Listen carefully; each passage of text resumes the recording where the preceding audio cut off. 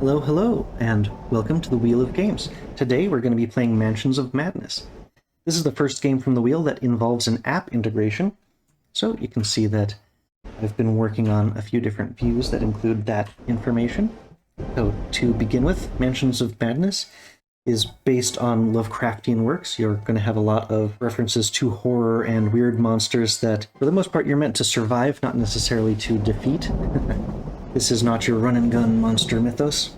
You are playing as a group of investigators. You can have 1 to 5 players. If you're playing as 1 player, it limits you to acting as 2 investigators. And there's a very good gameplay reason for that, which we'll get into later when we discuss Insanity. But it's essentially Lovecraftian-themed. One of the best and perhaps worst aspects of this game is all the various scenarios, because it's app-based. The only one that I actually have is the base game. And so what I would call a drawback of this particular game is that the base game is really expensive, at least relative to the number of scenarios you get with it. I think you only get 4 scenarios with all of these various tiles. There's not as much replayability as I would like for the cost of at least the base game. The biggest drawback, I would say, is in terms of the scenarios you get for your dollar. But what is here is very good. So today we're going to be playing the first mission.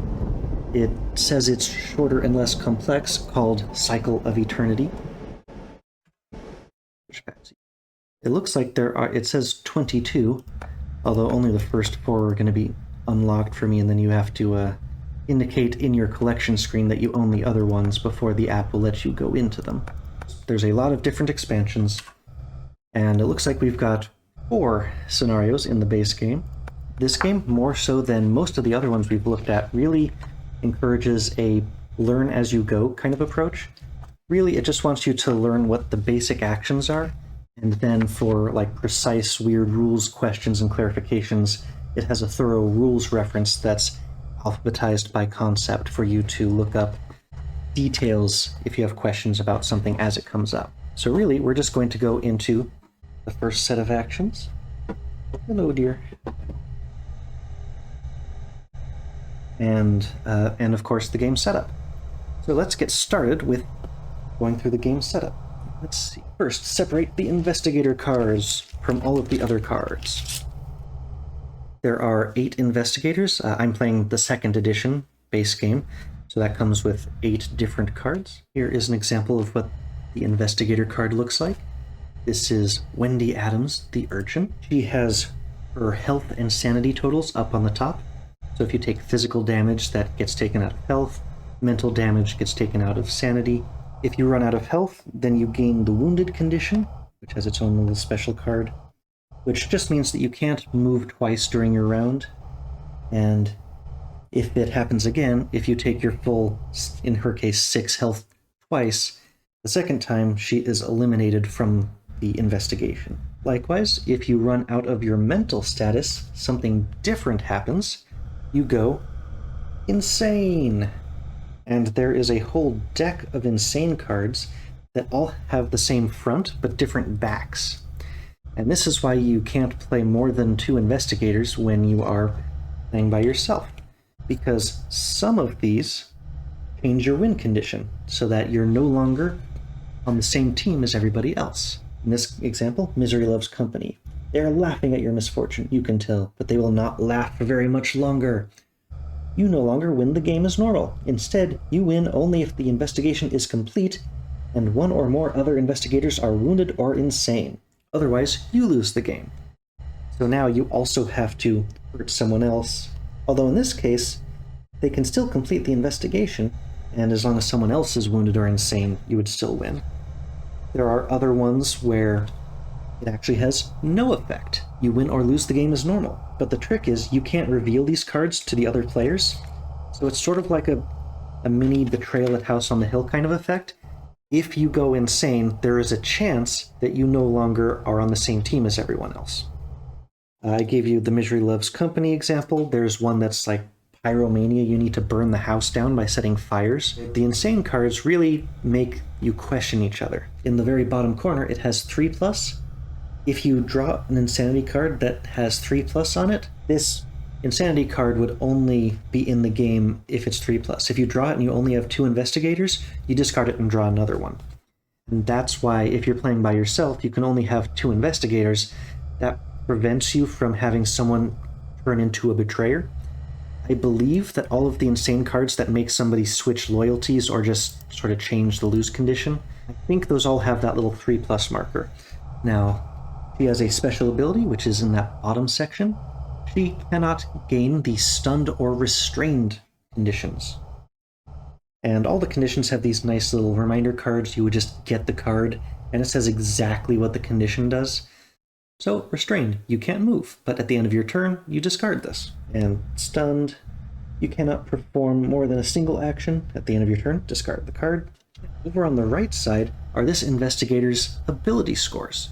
Each of these different 6 abilities are one of the main ways your investigators will perform skill checks to determine whether they succeed or fail at tasks or, say, combat actions.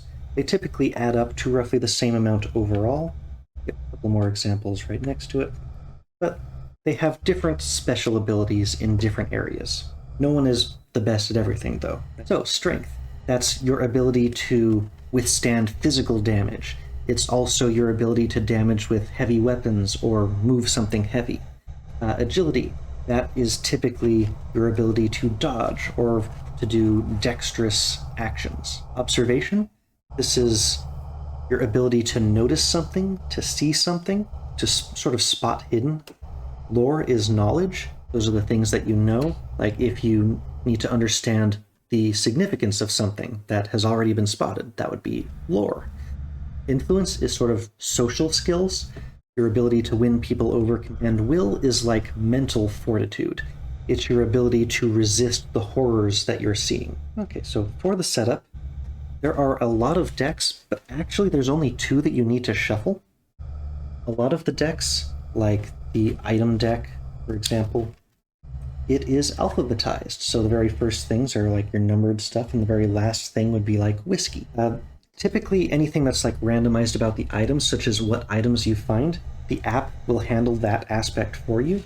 It'll say like, oh, you have found this particular item. So you don't really need to shuffle those decks so much. These are the only 2 decks that you need to shuffle. They are the wound decks, your physical wounds and your mental wounds. And whenever you take damage, it will say whether you get it face down, in which case it's just some type of wound, or face up, where it can have something that is resolved immediately, in this case. So for example, this minor injury, if you get a wound face up and you get this one, no additional effect, but discard face down. Some of them could be like a lingering wound that causes you to pick up another wound, or something like that. Some of them may be persistent effects that stay face up instead of getting flipped face down like that one. And if we look at like your mental damage, those are things like minor shock. Resolve immediately, no additional effect, flip face down.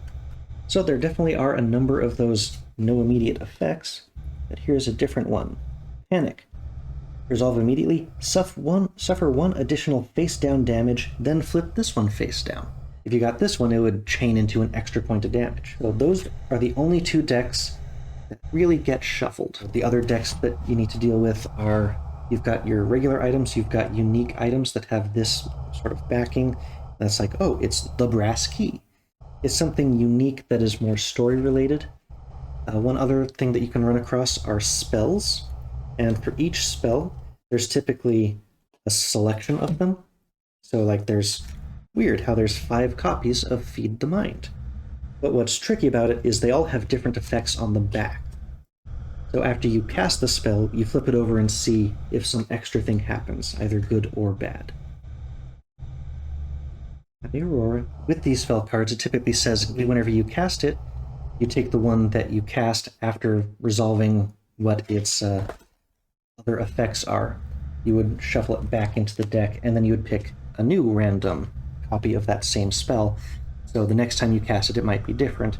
But it's not so much a deck, it's just like the 5 cards, and you randomly get one of those copies, and you don't know what the random effect of it is after you've played it. We've shuffled both of the damage decks, organized the map tiles. I have them all off to the side. There's a good chunk of them. You're not going to need all of them in any given scenario. Okay, we have shuffled and organized all of the decks. We've organized all of the map tiles off to the side within reach, as are all of the various monster tokens and monster tiles. We've got pools of tokens handy, choose scenario. Now, the next thing after that is to choose investigators. Now, I normally like to randomize things, but this is not a game that I am an expert at. I've only played it a few times. I tend to introduce people to the starting scenario each time and never really get to follow up and play on the subsequent ones. So I'm going to take a quick look at all of the investigators and pick a couple. Be right back. I've made my selections. Let's take a quick look at the investigators. I've chosen 2 to complement their ability scores. So I have chosen Carson Sinclair, the butler, 8 health, 6 mental fortitude. He has a special action. Another investigator within range may perform one action. Activate only once per round. So he can give his actions and really pump up the other person. His ability scores are more around the observation, lore, and influence. He has a poor agility, which is made up for by Rita Young, the athlete. She has very high health but low mental attributes. Whenever she moves, she can move an additional space as part of a move action. She has very high strength. She's the only one with strength 5. Also high agility.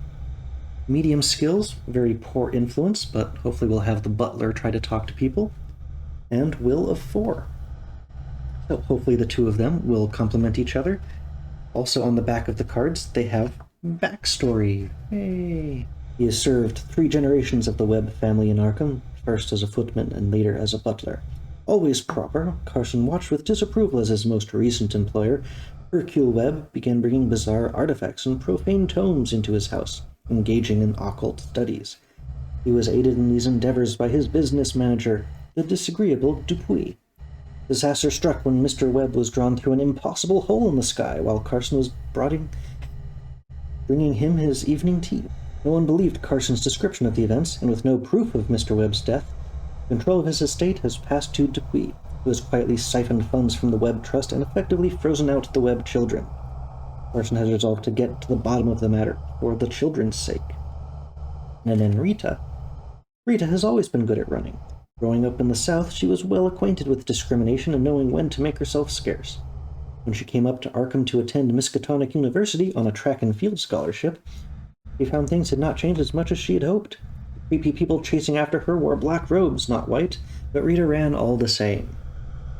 When her roommate was attacked in the night while wearing Rita's jacket, Rita decided to do something about it. She started looking into the matter and found that the mysterious assailants were not part of the KKK, as she had assumed. Now Rita eagerly pursues any chance to investigate the unknown and hidden cults that flourish right under the noses of the authorities. She is done running, except as a game effect. So those are our 2 investigators. The game also gives you a recommended layout in terms of having the map. It says to have like your tablet over to the side. We've got our own little view of that, but to have like the investigators and all of their items and stuff sort of down at the bottom, and then map, tiles, it's fine. Do whatever works for you. Okay, so we choose our investigators. Now it is time to head into the app. So we're playing Cycle of Eternity. After a rash of disappearances, your investigation brings you to the Vanderbilt mansion during a meeting of a particular astronomical society. You unravel the mystery before the Cycle of Eternity turns once more. 60 to 90 minutes. But we have chosen Carson Sinclair and Rita. You could set all 5. The game doesn't know how many of you there are. Okay, it tells you what your starting set of items are. So we draw these out of the different decks. Okay, so we have a crowbar. Yep, this is another example of we only need to know about the ones that the game is giving us to play with. So, the crowbar is a heavy weapon, a hefty tool for getting the job done right. That little, I guess, symbol means that it is a melee weapon, so you cannot attack at range with it. You have to be in the same space. The damage token on the right indicates how much sort of bonus damage it does when you're attacking a monster with it. Now, the next thing in the app is the Holy Cross. Oh, nice. These are alphabetized too. We only have to go through the deck once. The Holy Cross is equipment. Roll 1 additional die while resolving a will test. Next up, we've got the Holy Water item in the deck. Another equipment.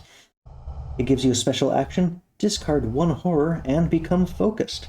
Then discard this card. I believe the horrors are the blue mental damage. So, and the focused special status allows you to discard this card to turn, basically upgrades all of your partial successes, clues, into successes while resolving a test. Normally you have to discard clues to do that, but instead, when you're focused, you can do that simply by discarding the focused status. Next up, we've got a lantern. This is good. Kerosene Lantern. This has the special ability Noticed Light Source. You may discard this card to convert all clues to successes while attacking unarmed. Okay, so you can get rid of the lantern, basically to throw it to get some successes on an unarmed attack. Although the light source, as we'll see in a few minutes, light source is a very handy thing. It allows you to not take penalties in darkness, and you could also start a fire if you absolutely had to. The final thing that is on our list of things is a spell called Feed the Mind. So this is exactly the one that we were looking at before. So when it says to gain a copy of a spell, let's see how this one looks like. So when it says to gain a copy of the spell, you take the 5, you do a very quick shuffle, and you randomly get one of them. I don't really know what any of them are at this point. So we gain 1 copy of that spell, and the rest get returned. I guess I'll keep them a little bit closer because we have 1 copy. I imagine we will cast it and then gain a different copy back afterwards. So I've got them off to the side. Let's see what this says. Feed the Mind. It gives you an action that you can take. You or another investigator within range becomes focused. Then flip this card. Interesting. So it allows you to just get the state. There's probably some kind of cost on the other side of that card. When the app says that the investigators begin the scenario with the following, you can assign those however you want between the different investigators that you have. So in our case, we've got Rita and Carson. And who is the better one for casting spells? I'm not sure if it's lore or will that would be good. But each of them has a 3 in one and a 4 on the other one. Well, Carson Sinclair, he may be a very support-focused character. Since he's got the action, he can give someone else an extra action. If he can also focus them, he can just stand still and give Rita super turns. Now, as for the other ones, roll extra dice on a will test. I think we need to give that to Rita because she has much lower, well, not much lower, but she has the lower mental fortitude, I suppose, mental hit points. Will allows you to resist horror effects, so it would be nice if she had that. And also because she'll be walking around more, Carson Sinclair has the huge observation. Maybe I'll have him do the searching. But she gets the crowbar. The crowbar is a heavy weapon. There's a couple of types of weapons. Heavy weapons, light weapons, and ranged weapons. Heavy weapons tend to focus on using the strength ability, whereas the I guess light weapons are more often, I can't remember if it said agility or observation based, but not strength based. So Rita gets the crowbar because it is heavy. And who do I want to have the holy water? Well, I already gave Rita something holy, so I guess we'll give her both the holy cross and the holy water. Terribly visible on the overhead, but I think this may be a big map, so I don't want to take up too much space. Hopefully you can scroll back to whenever I do the close-up on something to get a reminder of what it was. Okay, we have gained our starting possessions. We have distributed them. I think we can go through the rest of the setup for this thing, and we'll lay out the first map tile, and that way we can use that as an example when we're looking at the actions that we can take in just a minute. So, go back into the app-focused view. Oh right, each investigator also starts with 2 clues. Clues are the currency that you use to upgrade those partial successes with the little magnifying glass token into full successes. And so you know what I'm talking about. There's only 1 die that you roll in this game, this nifty D8.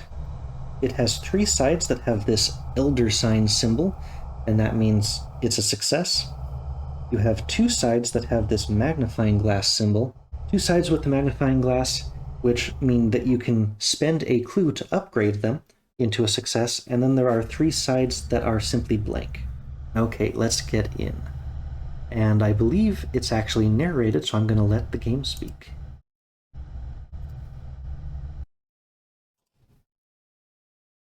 Sometimes I believe that this less material life is our truer life, and that our vain presence on the terraqueous globe is itself the secondary or merely virtual phenomenon. Quotes from Lovecraft. You slump into your office chair after another long day of interview. You've been investigating the disappearances surrounding a wealthy neighborhood for 2 weeks, but you have nothing to show for it. The telephone rings. You answer, and hear the panicked voice of an older man. Is this the investigator who visited the Vanderbilt estate? You flip through the files on your desk. William Vanderbilt, a wealthy bachelor, mother recently deceased. He has refused to meet with you, but you are able to speak to several members of his serving staff. This is Eugene, Mr. Vanderbilt's butler. I didn't know who else to call. The police think I'm crazy. Unnatural things have started happening here. I'm worried for my master. I think he's in danger. Please, help. Finally, a lead. You hang up the phone, throw on your coat, and leave for the Vanderbilt estate.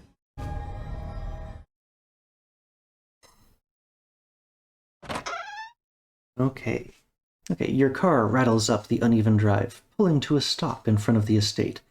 Several cars and carriages are parked along the drive. However, the butler who contacted you is nowhere to be seen.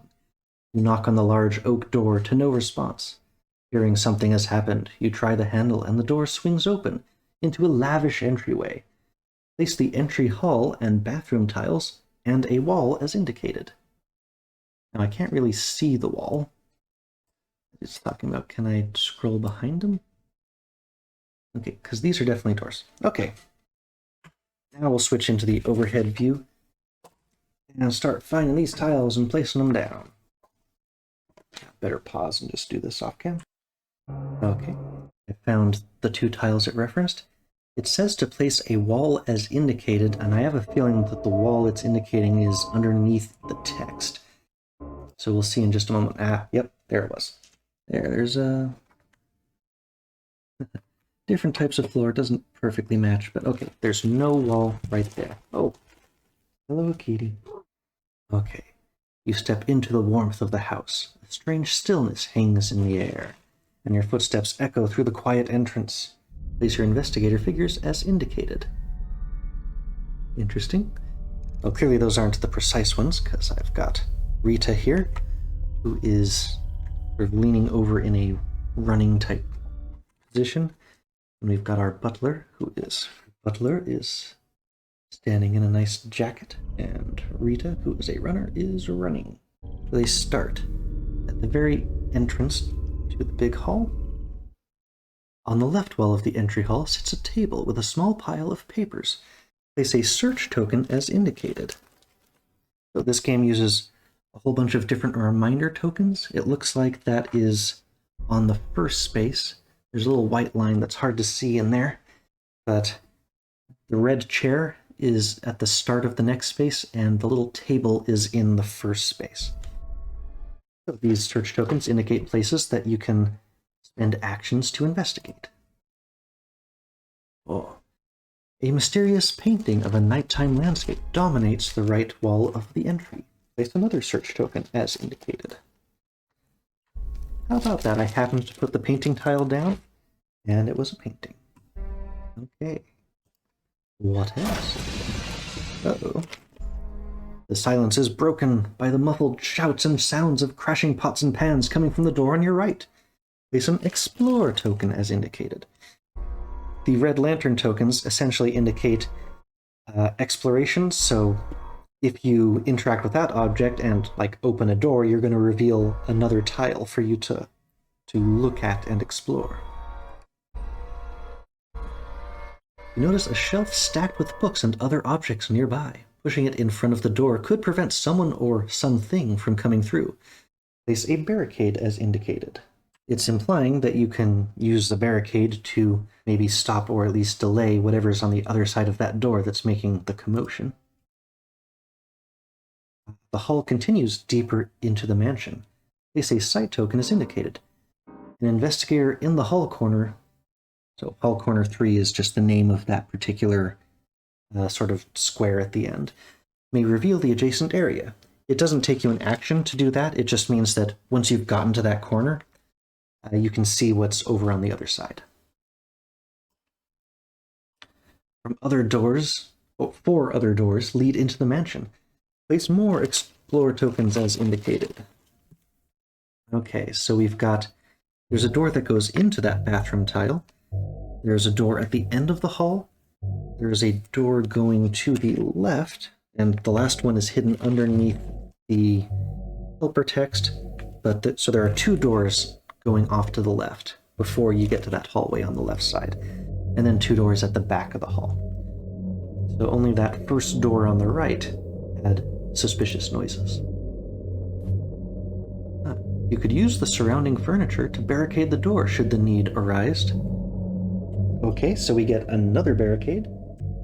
We get another potential barricade in the hall right next to the bathroom door. Do we need to sneak or contain something within the bathroom? Or maybe we can hide in there if stuff hits the fan. Second barricade? Okay, Investigator Phase. Now the game thinks that we are ready to play. And to an extent we are. Let's see, we can zoom out. So yeah, we don't know exactly what the house is going to be made up of, but I do at least know that it's not the same house each time. While I was testing for this, I encountered layouts where both the house, like that noise, was over on the left. I didn't play through the scenario, I just hit new game, got all the way into here so I could test that the app was showing up and the audio was getting captured. So sometimes it was a different entrance hall, it was a large square type one instead, or the noise was over on the left instead of the right. So I don't think it's the same layout each time. At least it's nice, that does indicate some replayability, so getting better. Now, we are ready to play the game, so let's go over the learn to play thing with the action reference, so that we have some idea of what we're trying to do. Mansions of Madness is played in a series of rounds. The first half of the round is the Investigator Phase, where each of your investigators, meaning each of the players normally, in my case, because I'm playing 2, but each character gets to play their actions, and then you go to the next character, they play their actions until all investigators have acted. During the Investigator's Phase, the players can take their actions in any order, but once one of the players, or the investigator pawns, has started taking their 2 actions, they have to finish both of their actions before another player can take their 2 actions. Once all the investigators have finished activating, you go to the game's response phase, which is called the Mythos Phase in this game. Spooky, Lovecraftian stuff happens. That's when, if there are monsters on the table, that's when they get to do their actions. And so it's Investigator Phase is the player's phase, and then the Mythos Phase is the game responding to you, making things happen. If there's something spooky that's scaring you, you may need to do horror rolls. And after the Mythos Phase, you start a new round. So you continue resolving Investigator and Mythos phases until you have either won or lost the game. One of the sort of trickier parts about this game is, at the beginning, you don't know how you win the game. At the moment, we're just investigating a house. We don't actually even know what's really going on here. We just know that there's an astronomical society meeting in this mansion. We don't know what they're doing. I think we can assume that we need to stop them from doing something, but right now we don't know what that is, so we don't actually know our win condition. We need to investigate simply to find out how we win the game. Whether it's, take something from the cultists, maybe kill a monster, maybe escape alive after you have discovered some information. Don't know. Now, losing conditions, I'm sure there are also ways to lose that we don't know right now. I imagine if there happen to be cultists and they happen to be trying to do something, if we don't go fast enough to stop them doing whatever it was, then we may lose without ever even finding it if we get very, very unlucky. The one way that I do know how we can lose is if you're investigator gets eliminated by running out of either their health or sanity the second time. Remember, the first time health, they get wounded, and then if they lose all of their health again, then the investigator is eliminated. Same thing with sanity. They go insane, and then if it happens a second time, they are eliminated. Now, when a character is eliminated, which could happen potentially in the middle of the investigator's phase, then the players have until the end of the next investigator phase to either win the game, and if they don't manage to win the game in the next turn, then you lose. So elimination isn't immediate defeat, but you only have one round for all of the characters to try to finish. It is useful for like a character sacrificing themselves so that you can complete the win condition. Elimination pretty much means you're going to lose unless it's like a last turn sacrifice kind of a thing. So, the investigator's phase, the different actions that you can take. The first one is the move action. Fairly standard. The investigator moves their figure up to 2 spaces, moving 1 space at a time from 1 space into an adjacent space. Now, let's look over at the zoom camera again. Here is an example of a room tile. Not one that's currently in use. You can see it has that white line going across the middle of it. And that white line divides the different spaces. So it's 1 space to move, 1 space of movement to go from one half of this tile to another one. If you were to go through a door, that would go through an open, already revealed door. That's 1 space of movement. Here is a big one that one side is a dining room. How do I make you more visible? One side, the front half is the dining room, but there's a little door that goes into the back half, which is the kitchen. So it would be 1 action to move 2 spaces to get from the front left corner to the back right corner. And that's going through a door that's in the middle. Now you can see, hopefully, there's this little dotted line on this side. That indicates that it's an impassable area, but you can still see through it. So you can't move from 1 space to the other, but if you're using a ranged attack, then you can calculate range through that. Let's look for, here's another weird example.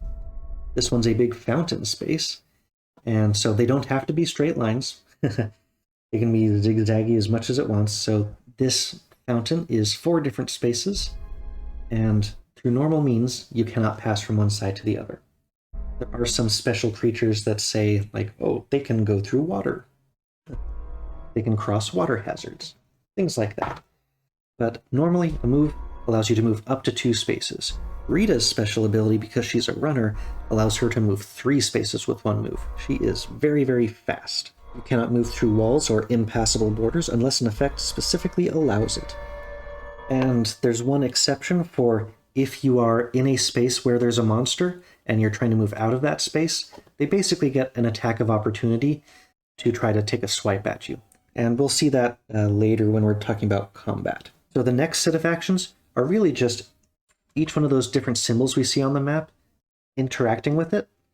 Like the explore action is literally if you are in a space next to one of those red icons, you take your action and you click on it in the app, and resolving, I believe you're allowed to look at things. So any of these things that have this symbol in the app, it's sort of like an arrow through a circle. That means it costs an action to do that. So we can actually look at each one of these symbols to remind ourselves what they were. Like I think this one's a painting, mysterious landscape. Whereas something that we didn't have any information on, I'm pretty sure this should just say, it's a door. Yep, at least it tells you there's a small front room on the other side. I think if we clicked on the white visibility one, that might automatically reveal it, so I don't want to do that. That also doesn't take an action to do. But it's an explore action to interact with one of these explore symbols. The app will tell you what to do, which for an explore symbol should be putting new tiles on the map as well as any other stuff.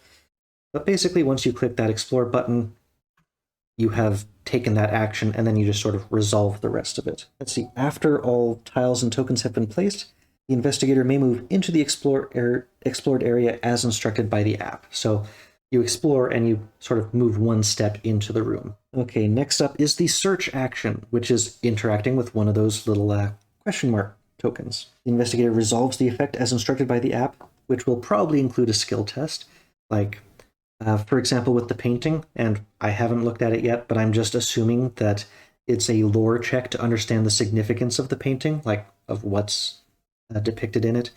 Whereas the papers that are on the desk, I imagine that's an observation roll to find the interesting paper among them. Some of them may have different things, like it's strength to, pick up something heavy and check out what that thing was behind the, the bookcase. So I think they tend to give you some decent clue as to which skill check is going to be involved. The interact action. Sometimes it will have a token, sort of like an indicator that looks just like those tokens, but maybe it's like a person that you are going to talk to, or like a little exclamation point one. Here's an example of a different token.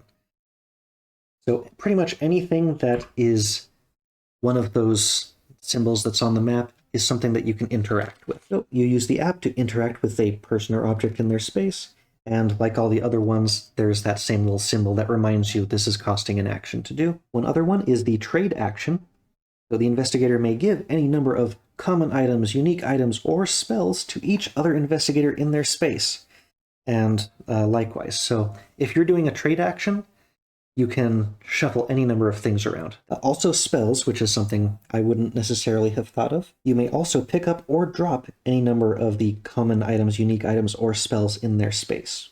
Component actions.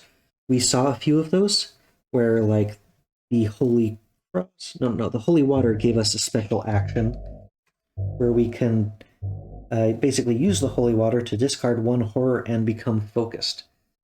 So some actions you are given by just virtue of the items, and items are often, but not always, like a discard after use kind of a thing. Next up, we have the attack action. So in order to attack, you have to select the monster you're attacking from the monster drawer. Right now we don't have any, thanks for the music sting game. But if there were some, then you would click on them and a new menu would pop up. It would have like all the different ways you can interact with that monster, such as like you would click attack or evade based on if you're trying to run out of the space. That would tell the app that the monster gets to make its attack or that you're attacking the monster. So if you are attacking, then it asks you how you want to attack. So attack with heavy weapon, attack with bladed weapon, attack with firearm, attack unarmed, which you are totally allowed to do, or you can attack with a spell. We got one that was Feed the Mind, that's a buffing spell, but some of the other ones, like Wither, would be an offensive spell that would damage the thing that you are targeting with. So you select the monster, then you select, like, hey, I've got Rita, she's got a crowbar, that's a heavy weapon, so I'm going to attack. I'll click in the app, attack with heavy weapon. Then it will give me some kind of story, like just fleshes out the attack action, kind of like a dungeon master. And then it prompts you, now you need to roll this stat. And it will give you the same symbols, like the strength is the person doing this. And it can say like strength +1 or strength -1. And that is bonus dice. Normally you would roll the number of dice equal to your strength score. So in Rita's case, she would roll 5 dice, which is how many that we have, or how many the game came with at least. If it says roll strength +1, maybe it's like, it's sort of giving you a handicap and you actually get to roll 1 bonus die. If you roll more dice than what you have, it says just keep track of the result and then roll the extra one. Or it can give you a penalty. So if it says like strength -1, Rita would only roll 4 dice instead of her normal 5. Okay, after selecting the attack type, you resolve the effect, which often includes a skill test as instructed by the app. And then you use the buttons in the app to record how much damage the monster has suffered. Let's take a brief set aside to look at what the monsters can, like what their little stat things look like.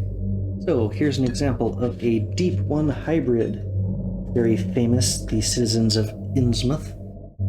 So the different ability scores that we see here, the 3 on top is their awareness. So if you are trying to run out of a space that has multiple monsters in it, only the one with the highest awareness is going to take a swipe at you. Basically, they're the one who responds quickest and moves in to try to do an attack. So when you have to evade monsters, you only evade the one that has the highest, that little green number in the top corner. Now, the one in the bottom right is the horror level. The Deep One hybrid is probably the least horrifying of the various things that you can come across. It only has a horror level of 1. the end of each Mythos phase, I believe you have to resolve a horror effect against the most horrifying thing within line of sight, and we'll get into that later, but just know that the horror level is that blue one down on the bottom. Also have some stats on the back, as well as just description and maybe any special abilities. That red 2 indicates their strength. An action that it says is a rare action, so it doesn't give us in the Learn to Play guide, is push. And if you're pushing, you just test strength. You have to meet or exceed the number of the monster, and you can push them a space. Push them out of your space, for example. The actual how much health the monster has is tracked by the app in-game, so I don't know exactly how much health like the deep one would have, but in the app, when we would click on the monster in this monster drawer down here, we could get some descriptive information about the monster. We'll close that drawer for now. So we were talking about attack actions. Yes, range. One of the attacks that you can make is with a firearm, and range works a little bit differently in this game. Ranged attacks, spell checks, also horror checks rely on range. The maximum range of these effects is 3 spaces, and it cannot be counted through walls or doors unless some special rule overrules it. Oh look, we've got this hallway, and we know what's in there, but nobody's in that room. That door being closed means that you can't draw line of sight into that room. But normally exploring will just open the door, not completely destroy it and leave a gaping hole there. Remember, each tile can be divided into multiple spaces, so actually from here, the range would be 1, 2, and this one's not divided. So yeah, if this was a hall that just kept going, the maximum range would be this spot, because it's based on the individual spaces, not the tiles. In the case of that kitchen tile that we looked at before that has like the dotted line where you can't walk over it, you can see through it. That range actually doesn't rely on your cardinal line of sight, meaning that it can go around corners. So if we're in this first space and there's a line right there that's hard to see because it's black and white, but you could count range 1, 2, and then further down this hall, this spot would actually be in range, even though it looks like you wouldn't be able to see around that corner. So this game does not follow your traditional line of sight, drawing a line between the space you're in and the other thing. Range is, as long as there is not a wall or a closed door blocking, then you can count range to it. So the range limited down to 3 can kind of suck if you're using a firearm, but it is very great for horror checks, because those are the things that really can mess up your sanity, and you only have to check against horrors that you can see within range. Now we're going to go briefly over what happens in the Mythos phase. So the first thing that happens are Mythos events. The game has decided that something has happened, whether an in-game timer has elapsed and something happened, or if it's just random, oh, a portal just opened and a monster popped out. The second thing are monster activations.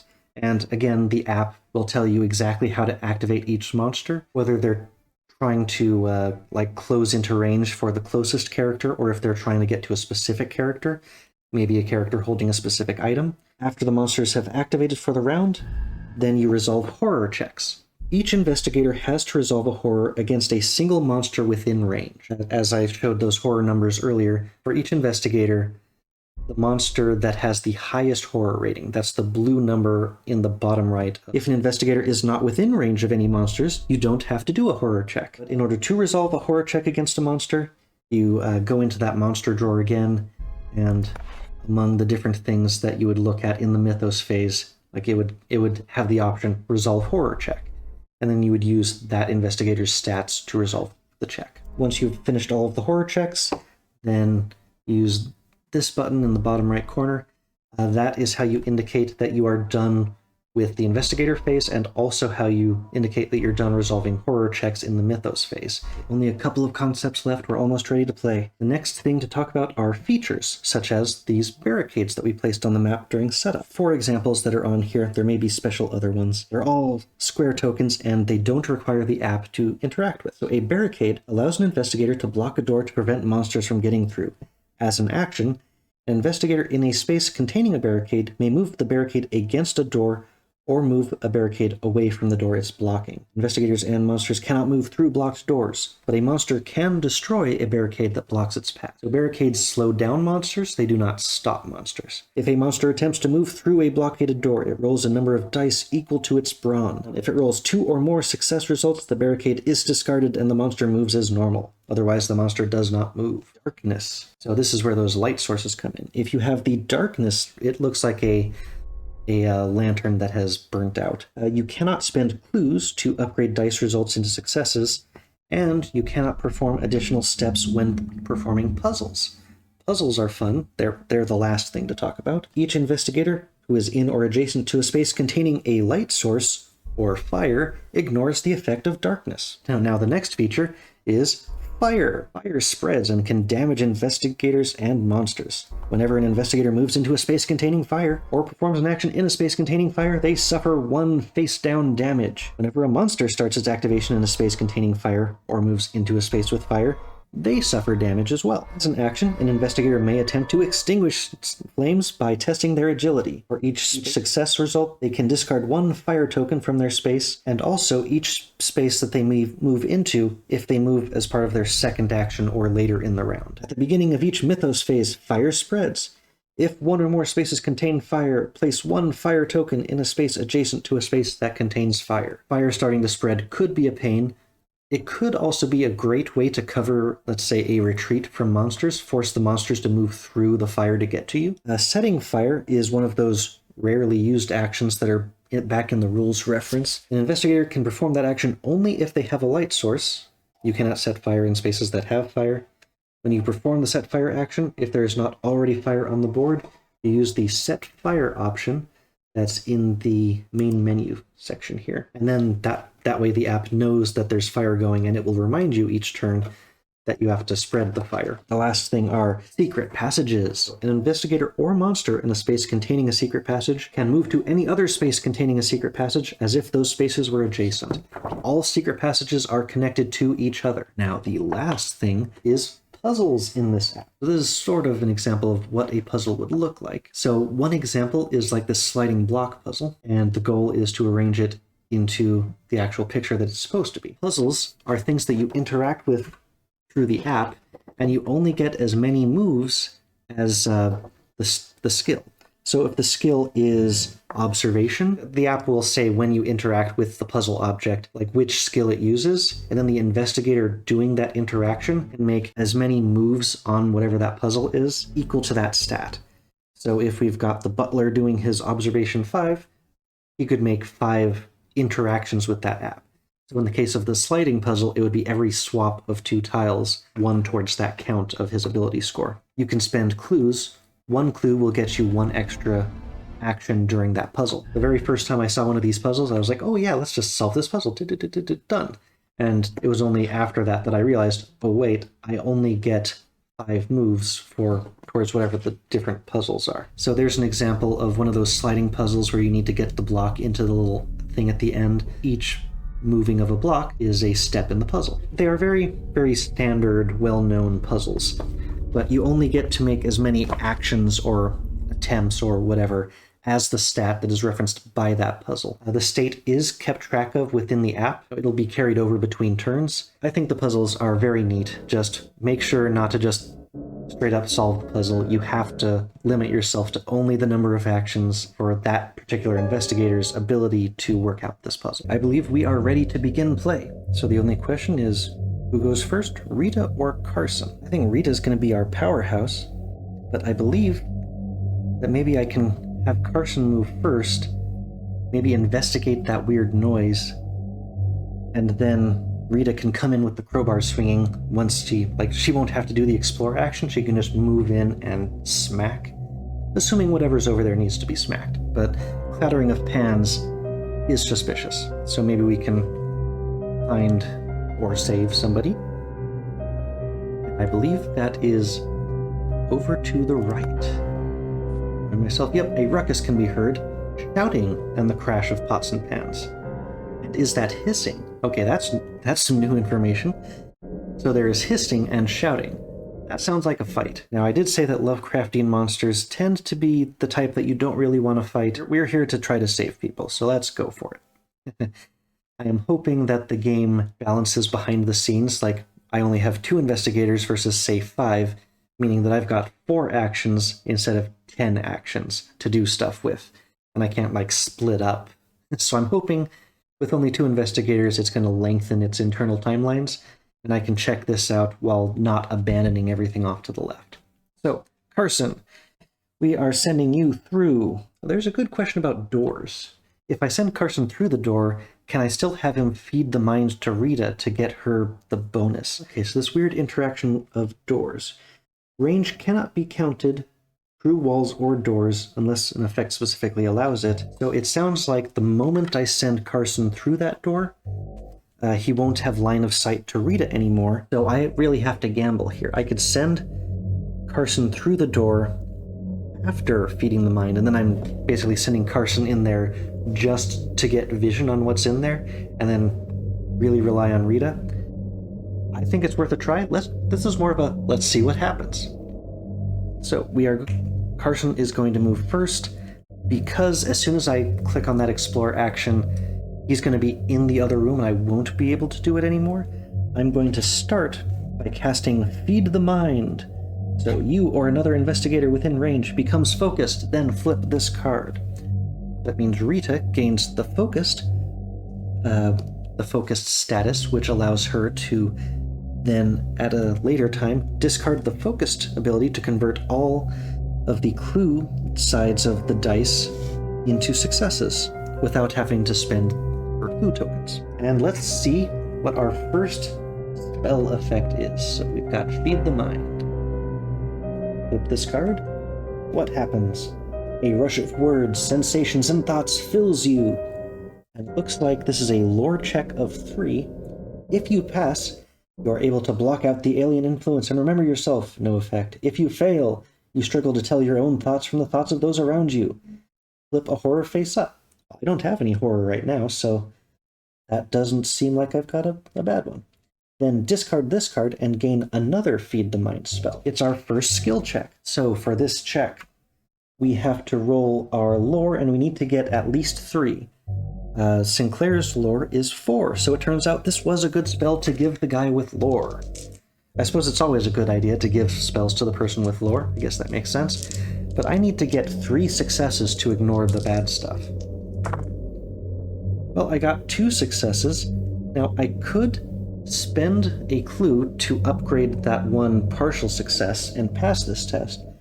But if I fail, I just flip a horror face up, and I don't have any horrors right now, so there's no effect even if I fail this one. I'm not going to spend the clue on it. Then you discard this card and gain another Feed the Mind spell. But whenever you gain a spell, you gain a random copy of that spell. So I believe that the one that I am putting back in the deck, I shuffle it up, and I may get this exact same one again. There's 5 copies of Feed the Mind, and there's always a chance that I get the same one right back. Okay, I have lost track of what these things are. Hopefully it's not really visible in there, so he has gained a new copy of Feed the Mind. So he can still keep using that spell on future turns, but it may not have the same effect on the other side of it. Okay, he has successfully focused Rita. Now his second action, we are going to explore into this side room.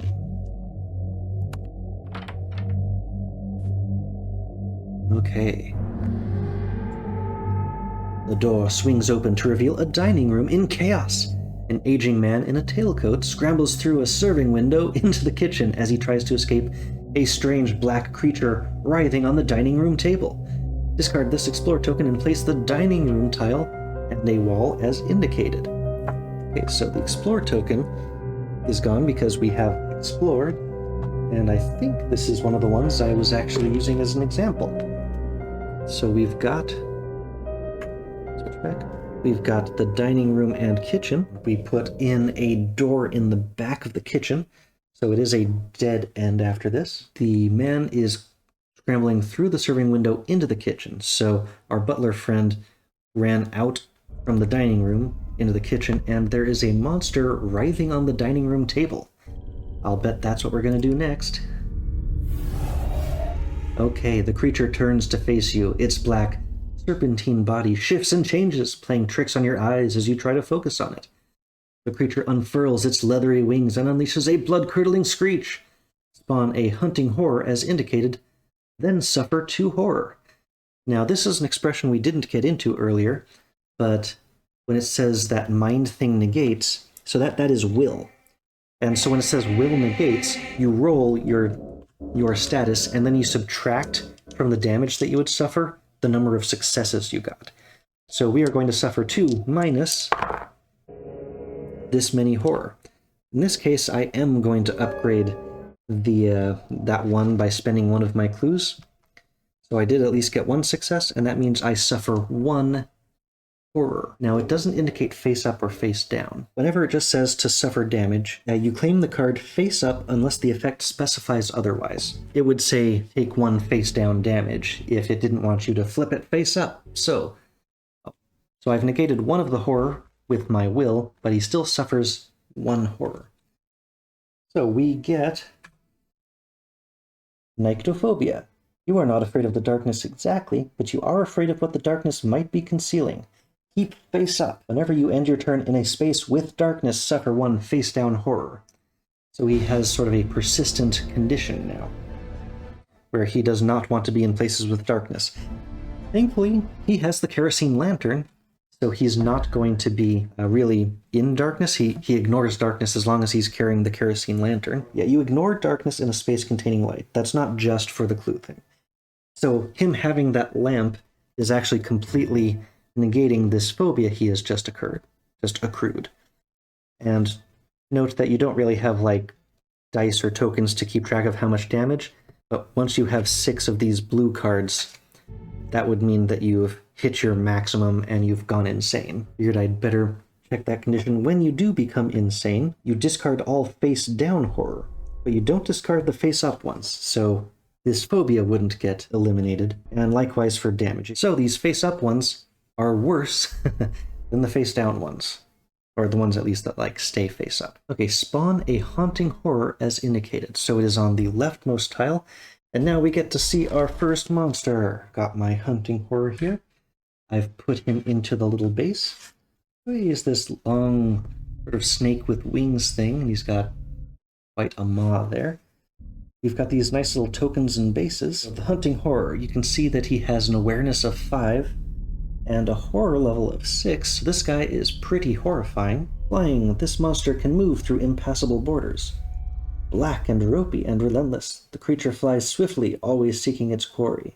Its ever-changing form is hard to see from mortal eyes, and it has a brawn of 3. So we've got our hunting horror is on the left half of the dining room there. Back into the app. Our character suffered 1 horror simply by beholding it. In the center of the dining table, a carving knife sits embedded in a roast. Place the knife common item as indicated. An investigator can pick up an item in his space as part of the trade action. This common item has spawned on the opposite side of the hunting horror, kind of in the way there. But it is a... does it say carving? No, just knife. The knife card. It's a melee weapon. Looks like it does 1 bonus damage on top of your skill roll. It's a bladed weapon. It can cut many things, including monsters. And there's nothing on the backside. Putting the knife common item is sitting in that space. And you have to use an action to pick it up. Okay, a china cabinet stands against the wall, although it looks to have been repurposed to store all manner of knickknacks. Place a search token. You could search instead of fighting. Let's see. You can see a kitchen through the serving window. Most of the cabinets are ajar due to the food preparation, but one that has been locked shut with a chain catches your attention. Place a search token as indicated. We've got a locked chain back there. In the kitchen, you can also see that someone has left the refrigerator open. Water leaks out into a puddle on the floor. Place a search token. Refrigerator left open. You spot the old man you saw climbing through the serving window, huddling in the corner behind the oven. Sweat beads off his brow, and his eyes bulge in terror. Place a person token as indicated. This is Eugene the butler. He's the one who called us. Eugene the butler, and he's back in there. So if we hadn't come in here, it would have been Eugene against a hunting horror. You may move one space into the explored area. So this is the tough thing. Carson does not have a particular weapon, nor is he strong or agile. He's probably not someone I would want to be fighting the hunting horror. But really tough choice, because I buffed Rita so that she could go in and hopefully fight something. This something is tougher than I was imagining. But Carson, not a fighter. I do not recall off the top of my head where if you really badly muck up a roll, like if you take damage, I think it's just like you just don't damage the other thing. So I think it's still in our best interest to send him in there, which feels dumb, but he does have 8 health. So he is, even though his ability scores tend to skew into the mental, he does have a lot of health. And this will allow him to hopefully buff Rita on the next turn again. Maybe just give her more actions to just crowbar, crowbar, crowbar, crowbar this thing. So I do want him in that room. Maybe I can get him out of the space with the horror, but he's still going to be in there and suffering the horror checks along with Rita. So he has moved into the room. That was the end of the app forcing things on us. It's also the end of Carson's turn. But yeah, if I didn't go in here, it would just eat the butler and then come after us anyway. So I have to deal with this at some point. So it is Rita's turn. She can move up to 3. I really only need her to move 1, because she is moving into the space with the hunting horror, and she is going to make an attack. So now we've got the hunting horror. Let's zoom in on this. So now we can see, oh, the 5 is its remaining health. That's what that is. So the hunting horror, it looks like that's like the damage you would do to it, so I need to do 5 damage, it looks like, to defeat this thing.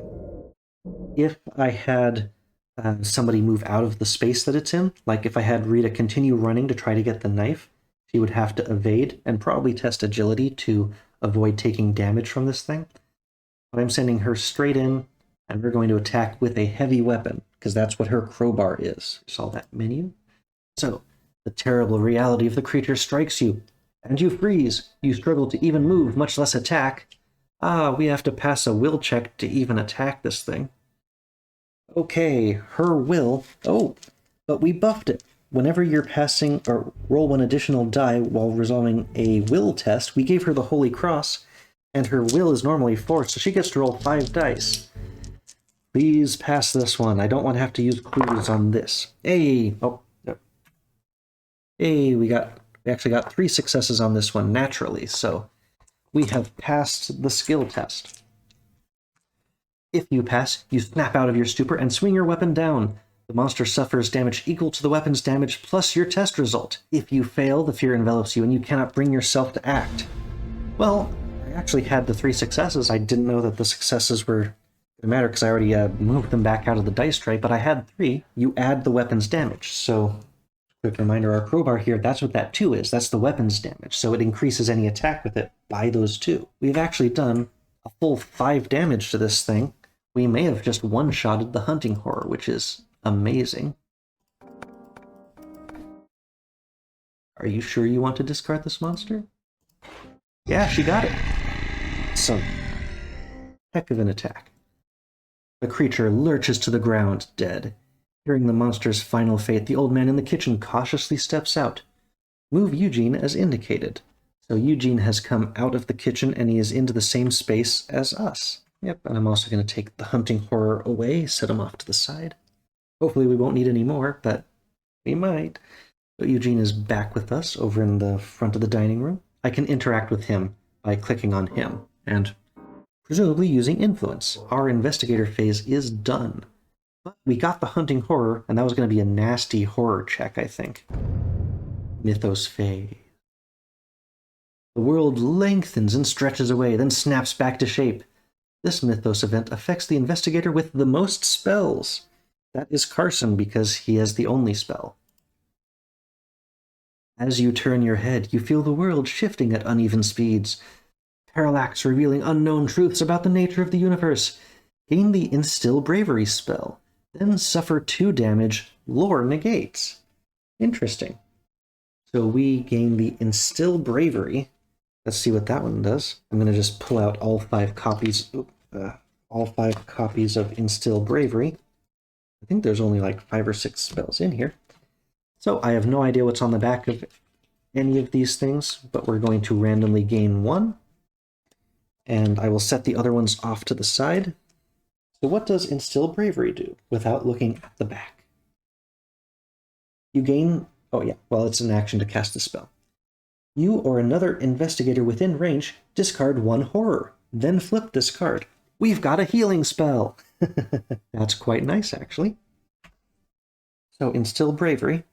Now our butler has 2 spells, Feed the Mind and Instill Bravery, but now he suffers 2 horror, but his lore will negate. His lore is 4, so every success will reduce one of these damage we have to suffer. He got 1 success, and I'm gonna use that clue to upgrade the other one. I would like to not have any more phobias right now. So we have negated both damage by sacrificing that clue. He has made it through the Mythos event. Okay, that was the only thing, because there's no monsters active right now. We got really lucky with that. Well, I think the first thing we should do is have our butler, because he's got that high influence, let's talk to the other butler. Butler to butler communication. So Carson is going first. The old man brushes himself off and tries to calm his shaken composure. You came just in time. Thank you so much for saving me. The name is Eugene. We spoke earlier today.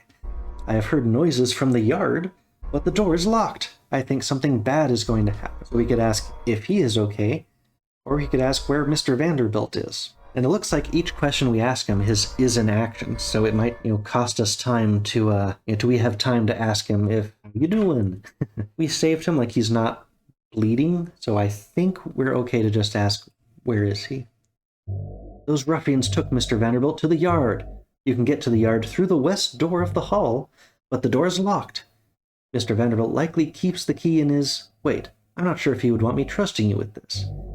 Okay, so now we roll influence, and we chose the butler because we had an idea that this would probably be influence.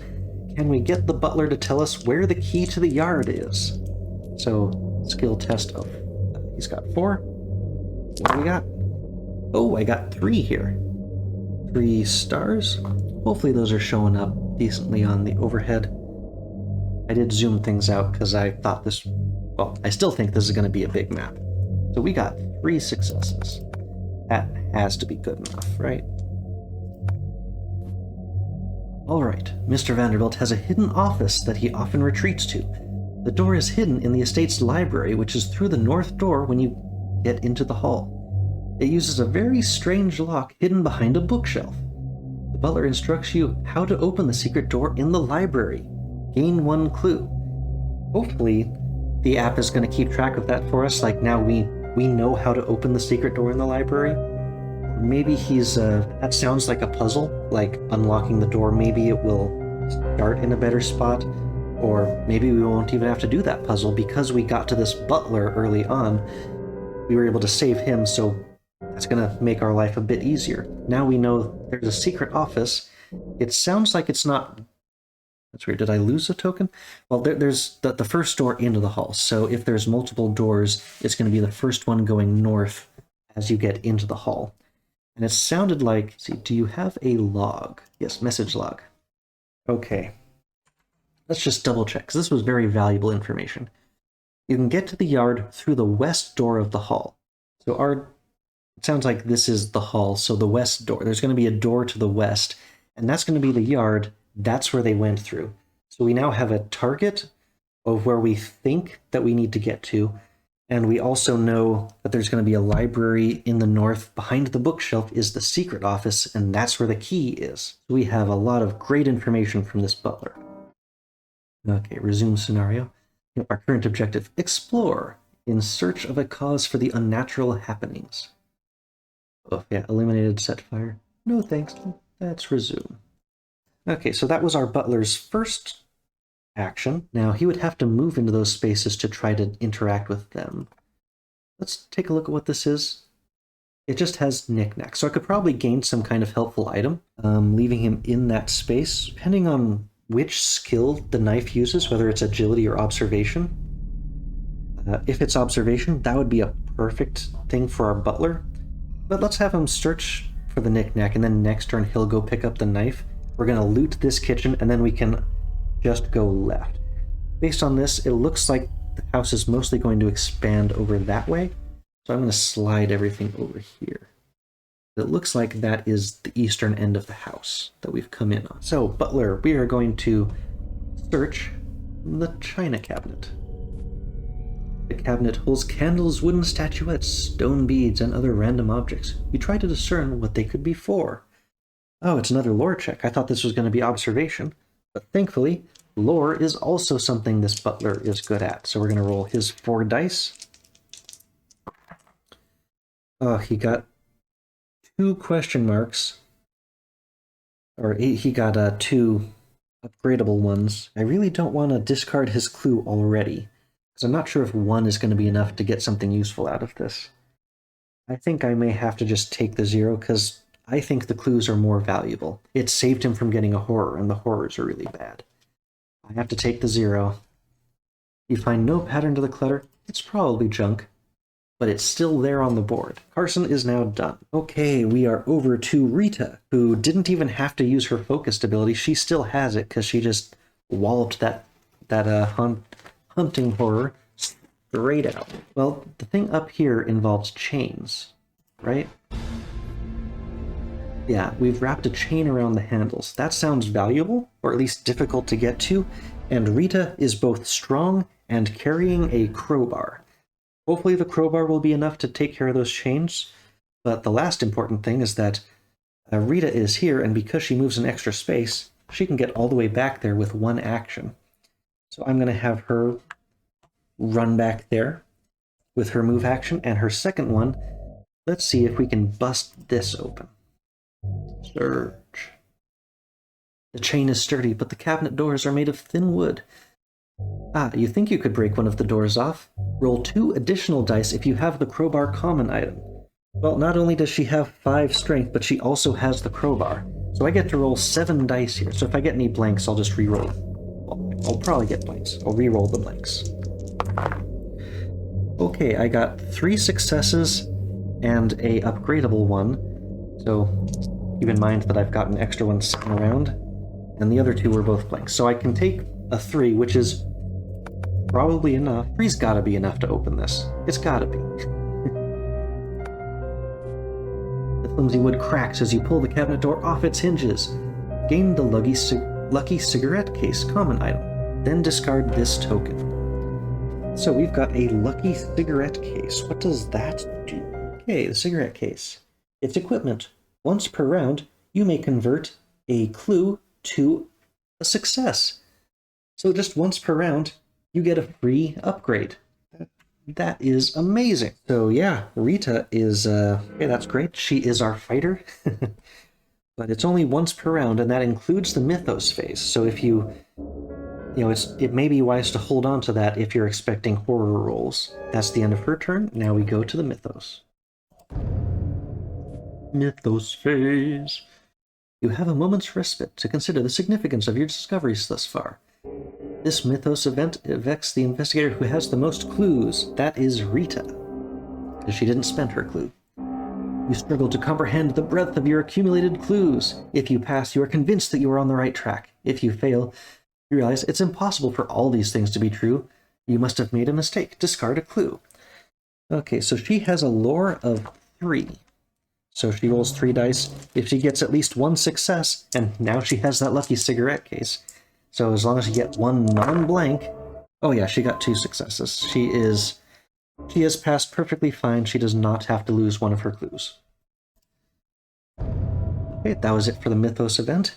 Thankfully or perhaps unthankfully, we don't have a ton of monsters in our face right now. No, I really want our butler to pick up that knife. I don't know that I need... Like, maybe if I asked him if he was okay, I would have had an easier time convincing him to give us the secrets about his boss. I think that we've gotten plenty out of that butler. I'm not going to try to interact with him again. So we've got the fridge, this cabinet of curios. And we just got really unlucky. It was lore. I think he can handle it. Let's have her go first. Let's investigate the fridge. I'm not sure what a open fridge is going to give us. Let's find out. It's been left cracked open, leaking a pool of water onto the floor. I don't know if, like, there's a portal and that's where the thing jumped out of, or if we're going to find maybe some meat that we can distract a monster with. I don't know if this means, like, we're going too slow. Like, if this is a red herring for us to waste time. I'm worried about that. Especially because Rita could have made it all the way across the hall into another room if we weren't doing this. But let's see. You pull open the heavy refrigerator door. Inside you see a mass of pallid flesh, slick and fragrant with the stink of the ocean. It has the shape of a tube, but surrounded by many writhing tentacles. Its eyes are fixed and dead, staring and seeing too much. You push aside the raw squid and find something useful. Gain the whiskey common item. Then discard this search token. Ah, that's cute. It's spooking us with just a dead squid. Oops, no, I got a wrench. I needed the whiskey. Too far. So, the whiskey. What does the whiskey do? It is equipment, and it gives you the action. Discard up to 2 face-down horror. Then flip this card. Now, I know with the like spells you don't get to look at the other side, but this is equipment. Some common items are double-sided. Such cards have information on both the front and back. An investigator can look at the back of a common item at any time unless some effect says that you cannot. So we are allowed to look at what's on the back of the whiskey bottle. It becomes a broken bottle. You smash the bottle. It's crude, but it will make a good enough weapon if you get into trouble. So it becomes a bladed weapon. That's nice. So the whiskey, you can discard up to 2 face-down horror, and then it becomes a bladed weapon. Okay, that's better than having a horror check from the squid. Now, our butler, we are going to move into the space with the knife, and we're just going to pick up the knife. I am hoping that if he uses the knife, it will be based on his observation, which would be a really, really good weapon for him. I believe that a knife will definitely be more valuable than a random thing, so that could be a really good random thing. I imagine if he's checking for lore, he's not going to find a gun. So this turn was simply us moving over to the right and picking stuff up. With only 2 investigators, it goes pretty fast. Carson Sinclair runs frantically from some unseen evil, only to lose his footing. Agility check of 2.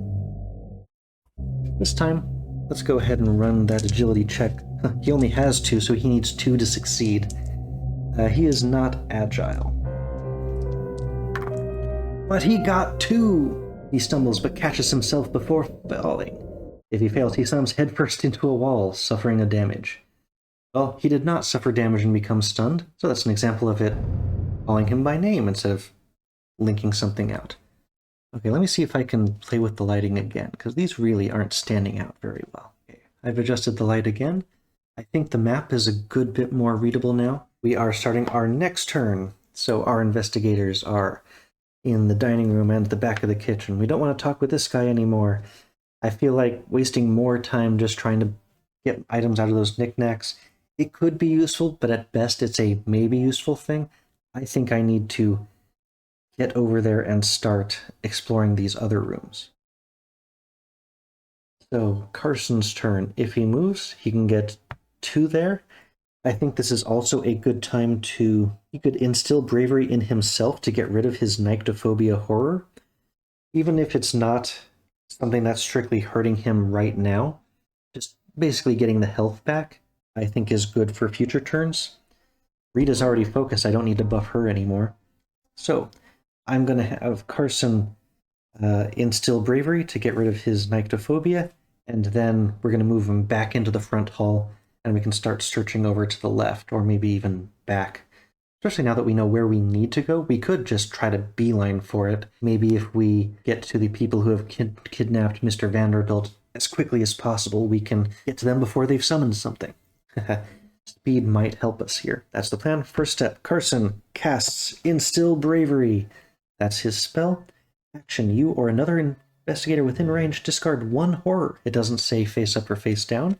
Then flip this card. So we have discarded our nyctophobia, our butler's fear of darkness. Okay, when a damage or horror is discarded, it is shuffled into the respective deck. I thought it just went to the bottom. No, it is shuffled in, so now I need to shuffle it in a bit. He's gotten rid of that card. Now we need to flip over Instill Bravery and find out what happens. Okay, you glimpse a white ship on a sea of stars. Make a lore check with difficulty 3. Okay, so his lore is 4, but he needs 3 to pass this check. It'll be tough. He has no clues. Oh, he got 3. I think it's actually visible now. He got 3 Elder Sign stars on there. I did not expect to pass. It is rolling my way today. Okay. If you pass, a strange sense of peace settles upon you. Discard 1 horror. That would have been a bonus horror, I guess, because that's what the spell did. Or I guess he could have made someone else lose their horror, and then he would also get to lose a horror from this. If you fail, the vision vanishes as quickly as it appeared. Flip a horror face up. Then discard this and gain another Instill Bravery spell.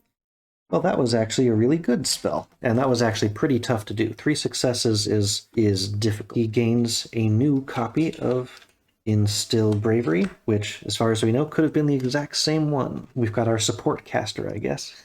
He's got his mind back, and now we are going to move him. Move action gets him 2 spaces. He's back to the front door. Now, Rita's turn. She can move 3 spaces with her move, because she is a fast runner. So she gets all the way back to him with just the first move. I could go into the door, but I like to open doors as the first part of a turn, as opposed to the last thing, because if there's monsters, then I have to do horror checks against those monsters, and those monsters might get to attack me right away without me having a chance to, say, run straight in with a crowbar. Now, I could have her, she could check the search token, she could also run all the way up to here, maybe find the door that she needs to break into with the bookshelf. Now, separating them could be risky, especially if one guy is all about supporting. Supporting within range, though, which doesn't have to be line of sight with that weirdness. I think I may split them up. At least briefly. She can run really fast to get back to him. Maybe, I don't know if those are the same room, or if they're directly connected, like if that's a room to the hall. I move her back to there, and as soon as she gets to there, oh, okay, there is supposed to be one more Explorer token at the very end of the hall. I thought there was. I got knocked away, I guess. Okay, so as soon as she gets to that space, we can reveal what this is. The hall continues deeper into the mansion. An investigator in that space may reveal the adjacent area. So she's moved 2 of her 3 spaces, and now we have found the hall continues from the bathroom hall toward the side of the mansion. Place the hall end tile as indicated and discard all Explore or Sight tokens leading to it.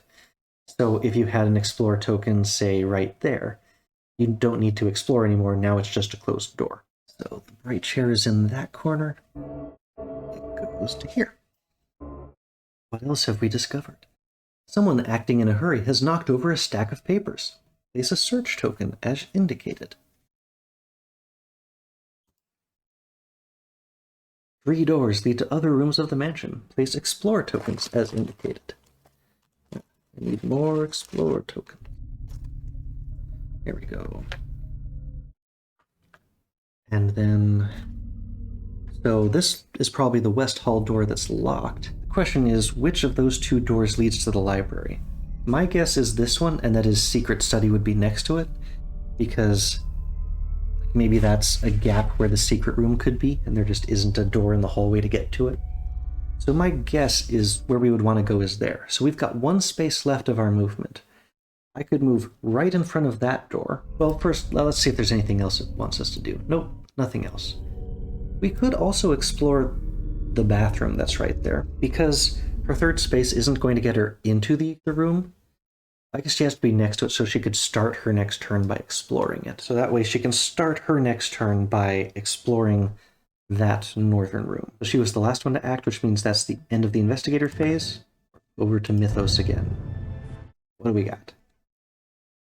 The corridor stretches on forever, lined with countless doors. This Mythos event affects the Investigator in an alley or hall that has suffered the most horror. They're actually both in a hall, and neither of them have any horror right now. Okay, this answer took a couple minutes to find.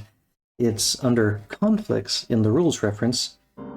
Some game effects may lead to conflicts in the game, such as tie, because I need to affect the person with the most horror, and neither of us have any horror, so it's a tie. Okay, it is possible for a game effect to have more than one possible outcome.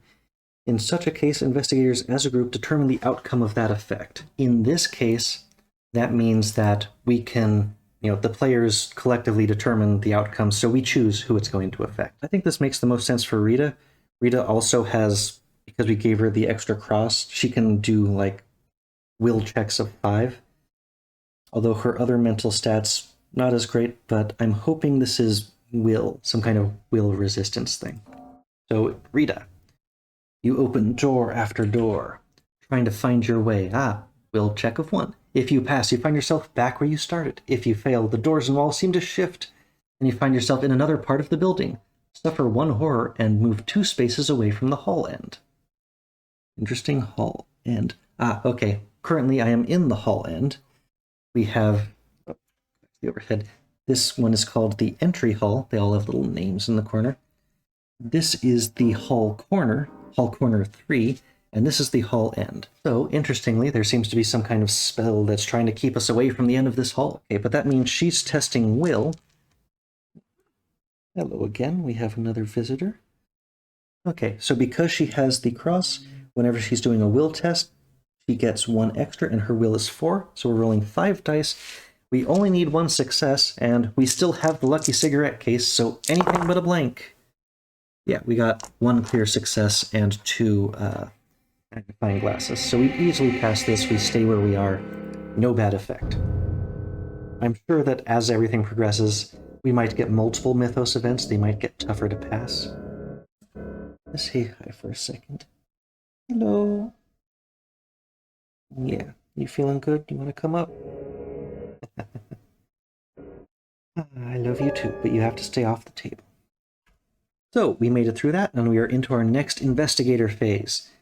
So we have split up, which I'm a little nervous about, but I believe the only thing that we knew was actively in conflict was in that first room, because we heard the clattering of pans and hissing. So I'm hoping that there is nobody actively in that other room that our poor butler is going to have to fight, at least not right away. And maybe that dagger will just make him unstoppable. He could also focus himself, but no, we're going to... Oh, right, the papers. I forgot. There's something in his tile for him to search. And he has a good observation. Oh, his observation's 5. If there's anything in there that we could find, it would be him to do it. Still don't like to explore last on a turn, but I think I'm okay. I'm not... Well, we can listen. What's behind this door? Small front room, but it's not giving us, clattering noises. So hopefully we can do our search and then explore and take a big risk. Okay, we are searching with our butler. The papers stacked on the table are invitations marked with today's date. The stars have come around to their positions in the cycle of eternity. Roll credits. The Vanderbilt Astronomy Association cordially invites you to a celebratory evening. Gain 1 clue, then discard this search token. Well, our butler is back up to 2 clues. We didn't have to do any kind of a skill check. I mean, clues good. Happy with clues. Aw. Okay, here's some more pens. Okay. And now we are going to have him explore into the front room. The door leads... Ah, yes. We are exploring. Ooh. A warmly lit room greets you as you swing open the door. A pool table takes up most of the room, and a small bar stocked with bootlegged liquor is tucked into the corner next to the door. Discard this explore token and place the billiards room tile as indicated. Okay. So the billiard room tile looks like the couch is there. So it doesn't seem to have any other doors coming out of it. Let's see what we can see in this room. Behind the bar, a large chest catches your eye. Place a search token as indicated. Oh yeah, there is a little bar down there.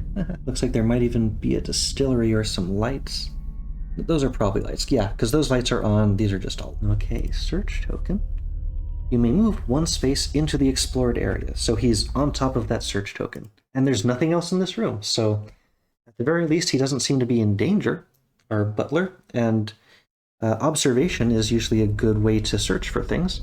Maybe if it's a bootlegged liquor, maybe there's some guns we can find. Okay, that ends Sinclair's turn. He searched outside and moved in.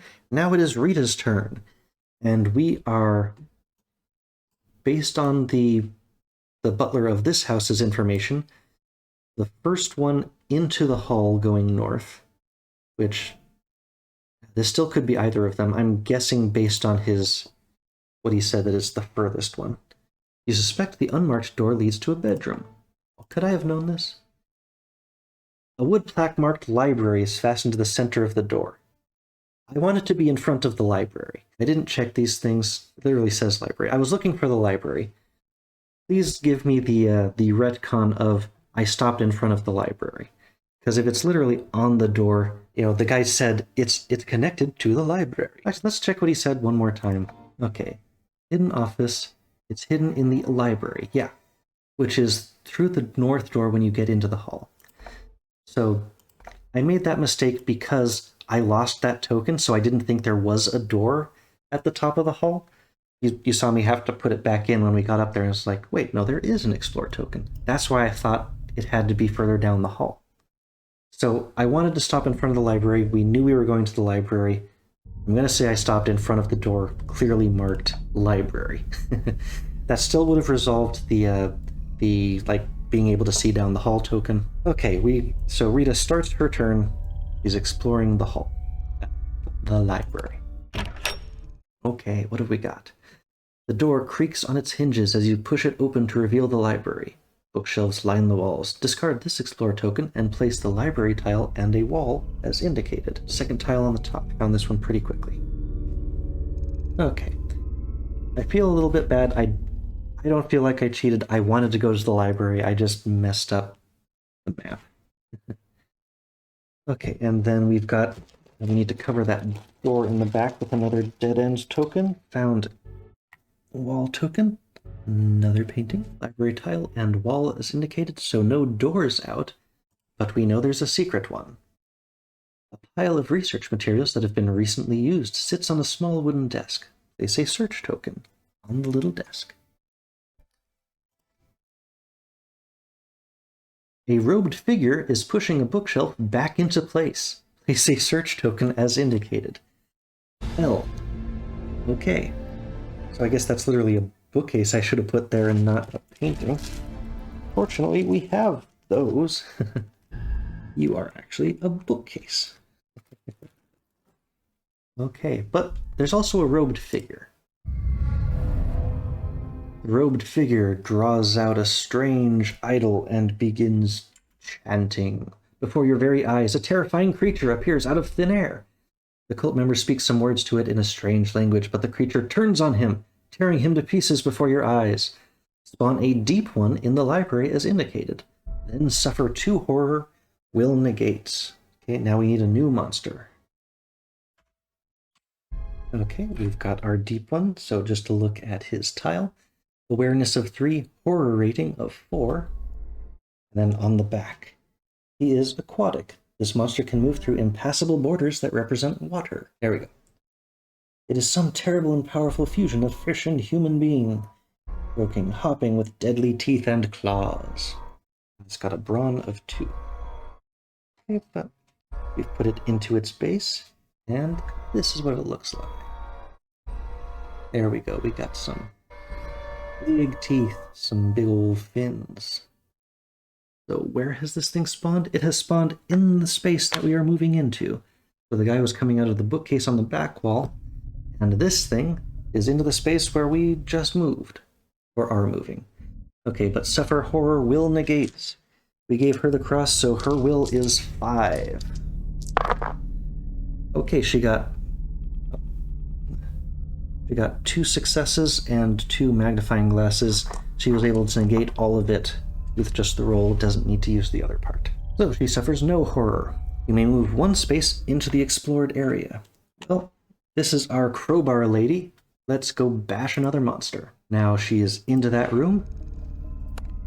This thing also has 5 health. We're going to attack it with our crowbar. Excellent. Okay. You swing your weapon in a circle, momentum carrying it towards your foe. Why would I do this? So this is an example. It's not always strength for the heavy weapon. I guess it tends to be. If you pass, the head of your weapon connects, sending your enemy reeling.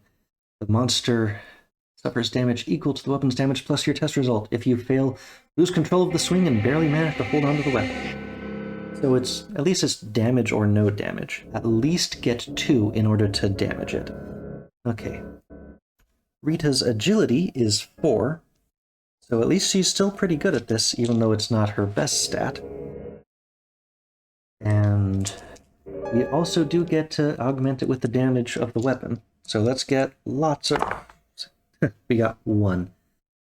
And there's nothing for me to upgrade or reroll on this. We just whiffed on 1. Yep, none of these things allow me to just reroll a card. So we did not succeed, which means we do not do the 1 plus 2 damage to the guy. We just do nothing. That was her second action, which means the monsters are actually going to get to do something this time. Mythos Phase. An invisible presence passes close by Rita Young, hurling her painfully to the ground. She suffers 2 face-down damage. No roll to prevent this one. She just gets the top 2 damage cards are face down for her. Thankfully, she does have a total of 9 health, so this is not going to hurt her too badly, but just taking 2 damage, no way to resist. That sucks. Uh-oh. A robed figure bursts into the entrance hall and yells, "There's someone here!" You hear a muffled response from another part of the estate. Get rid of them. Spawn a cultist, as indicated. Got our little cultist prepped. Here he goes. He's got his big, slightly bent dagger. And his stats, he has an awareness of 3, a horror rating of 1, not very horrifying, and some ordinary people devote themselves to extraordinary causes. Some for good, others not. His brawn is 2. Let me stick him back on this base. All the bases have this tiny little dot that is the only thing that connects the figure to the base. Okay, but the cultist spawns in the doorway in the front hall, right next to the door our buddy just went into. So now we've gotten our free turns in terms of they don't know we're here yet. Okay, the deep one moves 2 spaces toward the nearest investigator, then it attacks the investigator in its space with the lowest observation. That said, the nearest investigator is Rita, already in her space, so it gets to attack. The deep one catches you unawares and pins you down. A repugnant fishy saliva drips from its pointed teeth. Will save of 2. If you pass, okay, well, we buffed her up, so her will is still 5. Get a good one this time. Okay, we got 2, and we've got 2 of the... Okay, yeah, we passed. We don't need to upgrade the magnifying glass. You maintain your composure and throw the creature off. If you fail, you are stricken with nausea and cannot prevent its ravenous assault. Suffer 2 damage. Nope, we are fine. We did not suffer the damage. Now the cultist. The cultist moves up to 2 spaces to be adjacent to as many investigators as possible. Then it attacks the one who has suffered the most damage. Well, the only possibility there is for him to attack Carson Sinclair. So it does get to attack. The cultist slides a small blade across pallid flesh, allowing the blood to pool in one hand. Whispering a short incantation, the cultist slings the blood at you. It's a lore check of 2. Okay, well, Sinclair has a lore of 4. They keep attacking the people who are best able to resist their particular attacks. Oh, Sinclair got 2 successes and 2 magnifying glass. He passes. You quickly mutter a counter ritual before the blood touches you. If you fail, your veins burn as the droplets slither into your own wounds, suffer 1 face-down damage and 1 horror. Well, we are fine. We passed both checks. The monsters did not hurt us. Now it's time for general mythos effect, I guess. Each investigator must resolve a horror check against the monster within range with the highest horror rating. Okay, so each investigator has to go against one of them. So resolve a horror check against the deep one. This is Rita. Gurgling to itself, the deep one slinks into the shadows and attempts to hide. So test observation. Her observation is only 3. She still has her lucky cigarette case, but she needs 2 successes. Oh, okay. She got a success and a magnifying glass. We're going to use that lucky cigarette case to freely upgrade that into a success, because you keep track of the creature, ever wary, but if you fail, you find a hidden monster far more unnerving, suffer 2 horror, and become dazed. Dazed, I think, is the one status we haven't seen yet. If you become dazed, you cannot spend clues to convert dice results or perform additional puzzle steps. At the end of your turn, discard this card. So, relative to the other ones, that one isn't so terrible. But we did manage to resist using our lucky cigarette case, so she barely made it through. And now Sinclair needs to resolve a horror check against the cultist, who is not very horrifying. The cultist raises a hand, and one of your items transforms into a deadly viper. Test observation, which our butler friend has 5. So let's see what happens here. Oh yeah, he got 3 successes and 2 magnifying glass. He's good. If you pass, you disregard the pitiful illusion. If you fail, drop 1 random item in an adjacent space. Well, that would have sucked. But we managed to pass both things, so the horror checks are pretty much as bad as attacks, which is like the bad guys get 2 apiece. Thankfully, we have done all of our horror checks. We made it through okay. The only thing that happened was the one thing that the 2 damage that Rita couldn't do anything about. So now, which order do we want to do this in? I don't think it matters, because we're far enough apart we can't really help each other.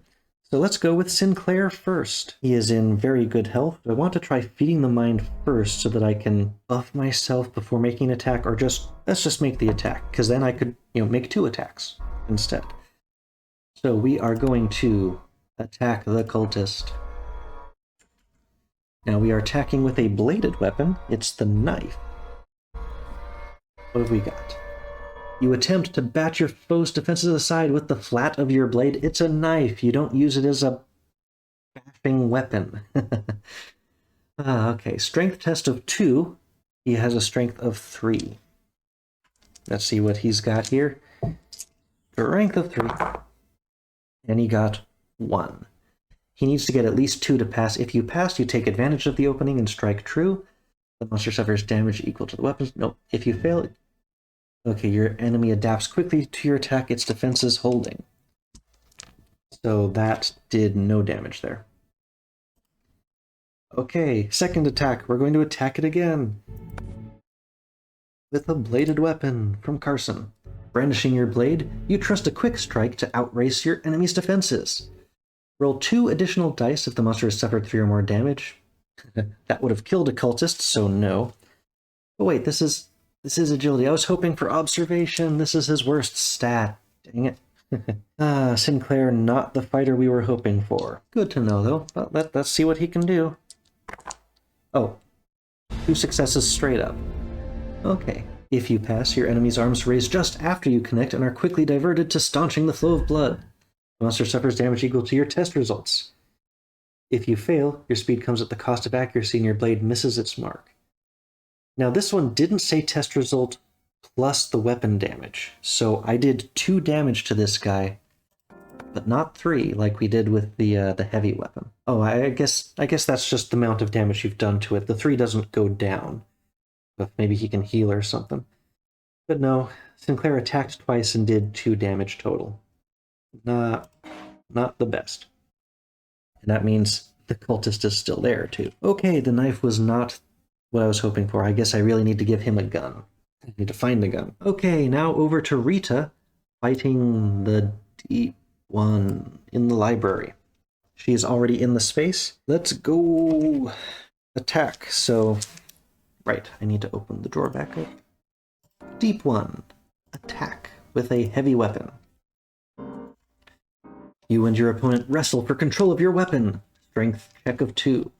Well, she's got a 5. Hopefully she'll crush this. Back over. So I got 2 successes and 2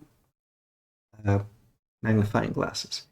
If you pass, kick your foe back and bring your weapon down. Suffers damage equal to the weapon's damage plus your test result. So the weapon's damage is 2. My test result is currently 2, but this guy is 5. If I use the lucky cigarette case to just straight convert magnifying glass to a success, then I've got 3 successes plus 2 damage, and that is, I believe, enough to kill the deep one.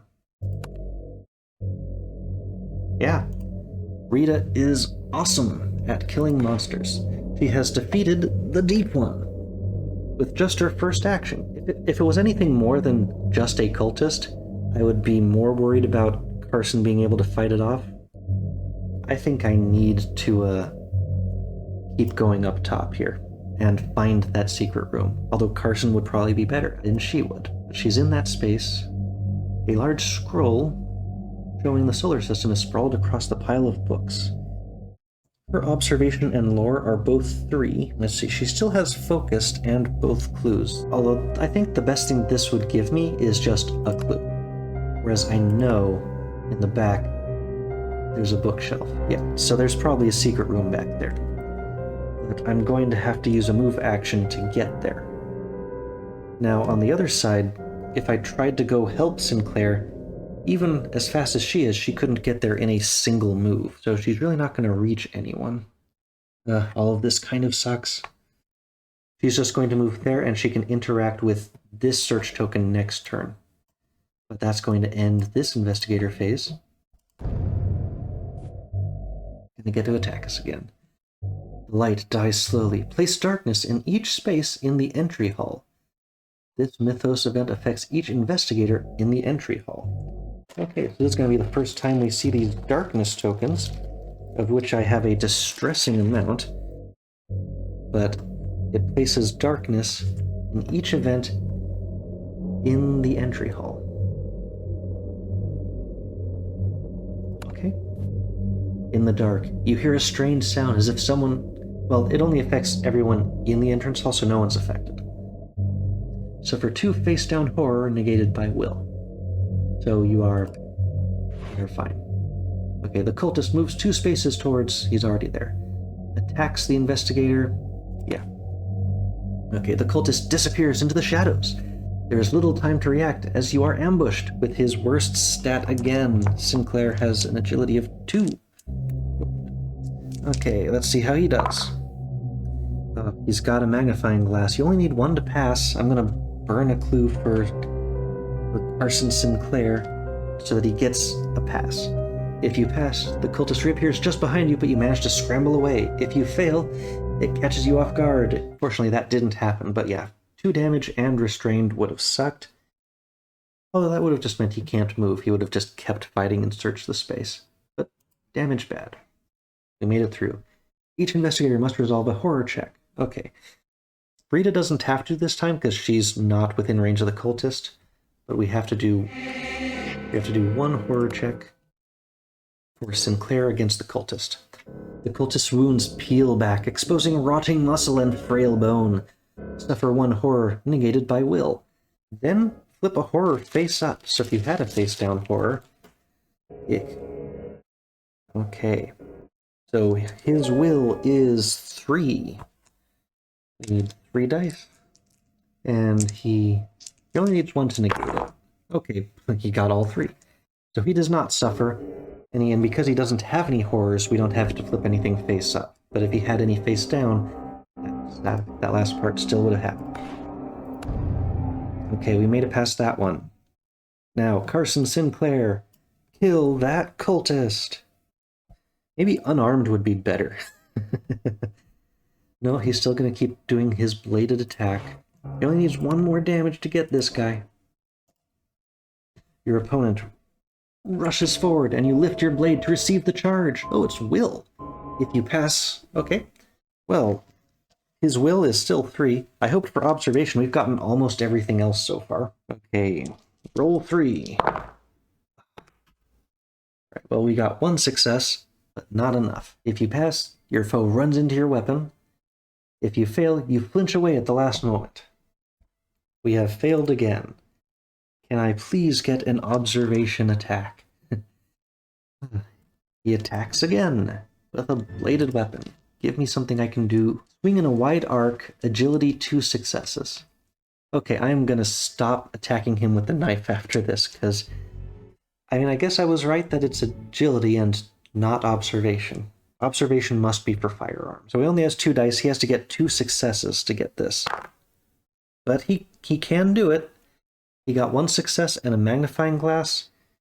He spends his last clue to upgrade that to a success. He got the 2, even on his cruddy agility roll. Okay, the monster suffers damage equal to the weapon's damage plus your test result. This would have killed the cultist straight out. Okay, so he does not get to dodge. The cultist is defeated and immediately falls over. Excellent. Okay, so it took Carson's entire turn, but he got it. He doesn't get to explore that token, though, because it took his whole turn. Okay, Rita is up in the library. Now we are going to search. You push aside the shelf to reveal the ritual circles the butler spoke of. You attempt to trace them as he told you. Tap to attempt the puzzle using lore. Well, she does have a lore of 3, so now we get to see what a puzzle looks like in here. But it is at least as he told you. Okay. So it reminds you that the skill is 3. So you're using skill. Rita's skill is 3. I am guessing that what it ended up doing was it made this puzzle easier. Like, you need fewer apps to make it work. Like, it clearly looks like that is the top right side. Actually, this is the exact same one we saw in the manual, like the ritual circle thing.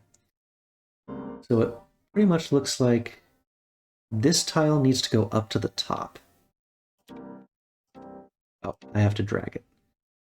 You can only drag it, you can't drag it to the corner, so just a direct swap. So that was 1. This tile looks like it needs to go to the bottom. That looks like a middle tile. 2. And yeah, it looks like... Okay, 3. We got it in 1. It had fewer steps that needed to be done. It was less scrambled because of what the butler told us earlier. So she actually managed to get it in a single puzzle round.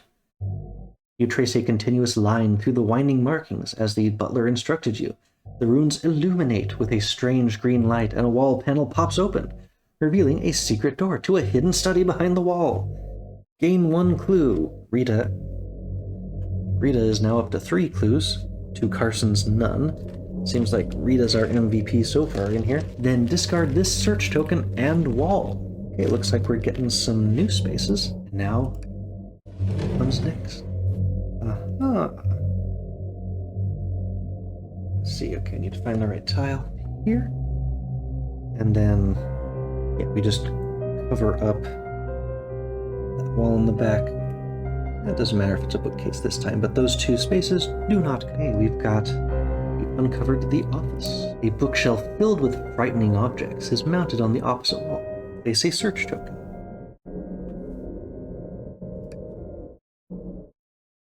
An oak desk sits on the other side of the room. Place a search token. Okay. Just in the middle there? Yeah, in the middle. You may move 1 space into the explored area. Okay, she's not terrible at observation or lore, but right now we're looking for a key. And it's more likely to be at that desk than out here, is what I'm thinking. Maybe it's hidden in something. Rita is currently in that space in the corner. Now, what is the best? I could have her search the bookshelf, or I could have her move to the desk and search the desk next turn. Tough choice. Like, this kind of searching is what I think Carson would be better at. I think we take the search that's right in front of us, and next turn we can grab what's in the desk, hopefully. Okay, the shelf is lined with curiosities, from the mundane to the horrifying. As you scan over the various items, your eyes follow on an urn marked Lilith Vanderbilt, 1856 to 1925. You pick up the urn and find it filled with ashes. We can smash the urn? I mean, if it said like, it sounds like there's something in there, like, would he leave his key to the side yard in his wife or mother's ashes? That seems weird. The oak desk has been kept in good condition. A number of papers and books are neatly stored on the desk's surface.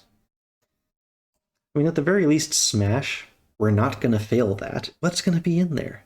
I feel like this is a bad karma thing. Well, still we go for it. Read a smash. You smash the urn. In a cloud of ash and broken porcelain, the room seems to chill as you find an object amidst the ashes. As you pick it up, you hear the sound of a woman weeping. Gain the sedatives common item. Sedatives in the ashes. Oh, we at least did get something out of it. Hopefully we're not cursed. So what did we get? What are sedatives? One-sided card. Come on, focus. Okay, equipment. At the start of your turn, you may discard 3 damage and 3 horror. If you do, discard this card and end your turn. Interesting. So you can just basically skip your turn, but heal 3 damage and 3 horror. That's a pretty nice item. And as far as I know, there's no limit on how many items you can have. So she is loaded up with stuff right now. And yes, we discard that search token. Anything else in there? Nope, so the key was not hidden in the urn. And that was Rita's 2 actions. She got into the room, got the puzzle and won. It was a relatively simple puzzle to work out on that one. And I think that ends this round. Poor Carson. I mean, he had a knife fight with the cultist. Not bad. A strange vaporous color fills the air. This Mythos event affects each investigator in the library. There is nobody in the library. The library, as marked with the little corner thing, is just this tile. Rita moved into, this is called the office. So this doesn't, I guess I just say no effect. Okay, and it's back to our turn. Whew. Okay, I think we're going to start with Carson again. I really want this to be a gun, so that he can fight better. A large chest is tucked behind the bar. Hopefully I don't need a crowbar for this. You move to open the chest, but find it locked with a heavy padlock. The device is sturdy, but you believe you could pick the lock. Tap to attempt the puzzle using observation. This is our butler's strong point. He has an observation of 5. Okay, now we're getting to see a different kind of lock. So this is one where we need to get this gray piece into the end. And this is the kind of thing you pretty much always want to work backwards on, because in order for that to go, obviously these both have to be out of the way, which means this will end up being up there. But this piece has to end up down at the bottom. In order for this piece to go down, this piece has to move. In order for this piece to move, this piece has to go out of the way. So actually, the first thing you need to do is move the gray all the way back. Now, I don't think you ever need to move this piece. There's nothing that, like, it's already out of the way, and nothing needs to go into it. So we're going to move the gray piece. Now, I believe we can move this piece all the way up out of the way. Move this all the way out of the way. Now we can move the tall one down. This piece can move. So now we are ready to move it all the way over, but we have run out of actions. We have an observation of 5, so it's going to be trivial to move next time. And if we had even a single clue for our butler, we could have spent it to get that last one we needed. We were not able to finish it with a single interact action. That said, Sinclair has 2 actions, so we're just going to have a second action go in and finish this puzzle. Yep, I think the average is 3, so this expects you to take 2 actions to finish, if you make no mistakes. You hear an audible click, and the padlock pops open. Inside the chest, you find a grotesque statuette of an octopoid dragon, and something else that might be of use. Gain the King James Bible common item, and the grotesque stone unique item, and 1 clue. This gave us a whole bunch of stuff. Okay, and 1 clue, so our butler has gotten a clue back. Then discard this search token. Let's take a look at what those 2 things are. So our King James Bible. Please focus, camera. There we go. It is a tome. Action: you or another investigator within range may discard 1 face-down horror. This is another healing card. I mean, Instill Bravery discards horror, but that's as a spell. This one is just as an action. This is better than the Instill Bravery card, unless the Instill Bravery, like, you get the beneficial effect from, like, acing the test. That's nice. Now, the Grotesque Stone. This is a unique item. It's got the different backing. And this is evidence. Thousands of years seem to be recorded in the statue's dim and greenish surface of unrecognizable stone. So we have found evidence. That is something that is not currently useful, but I imagine would be very useful if we're confronting cultists, or like we need proof of bad things they've done. Not useful right now, but it may be critical later. Now that was both of our butler's actions. We're back up to Rita in the office. Her first action, switch back to the overhead. Her first action will be going into the tile with the desk, and now she is searching. Okay. The oak desk has been, we read this part before. On the desk you find what looks like a personal planner. As you pick up the book, a brass key clatters from between the pages.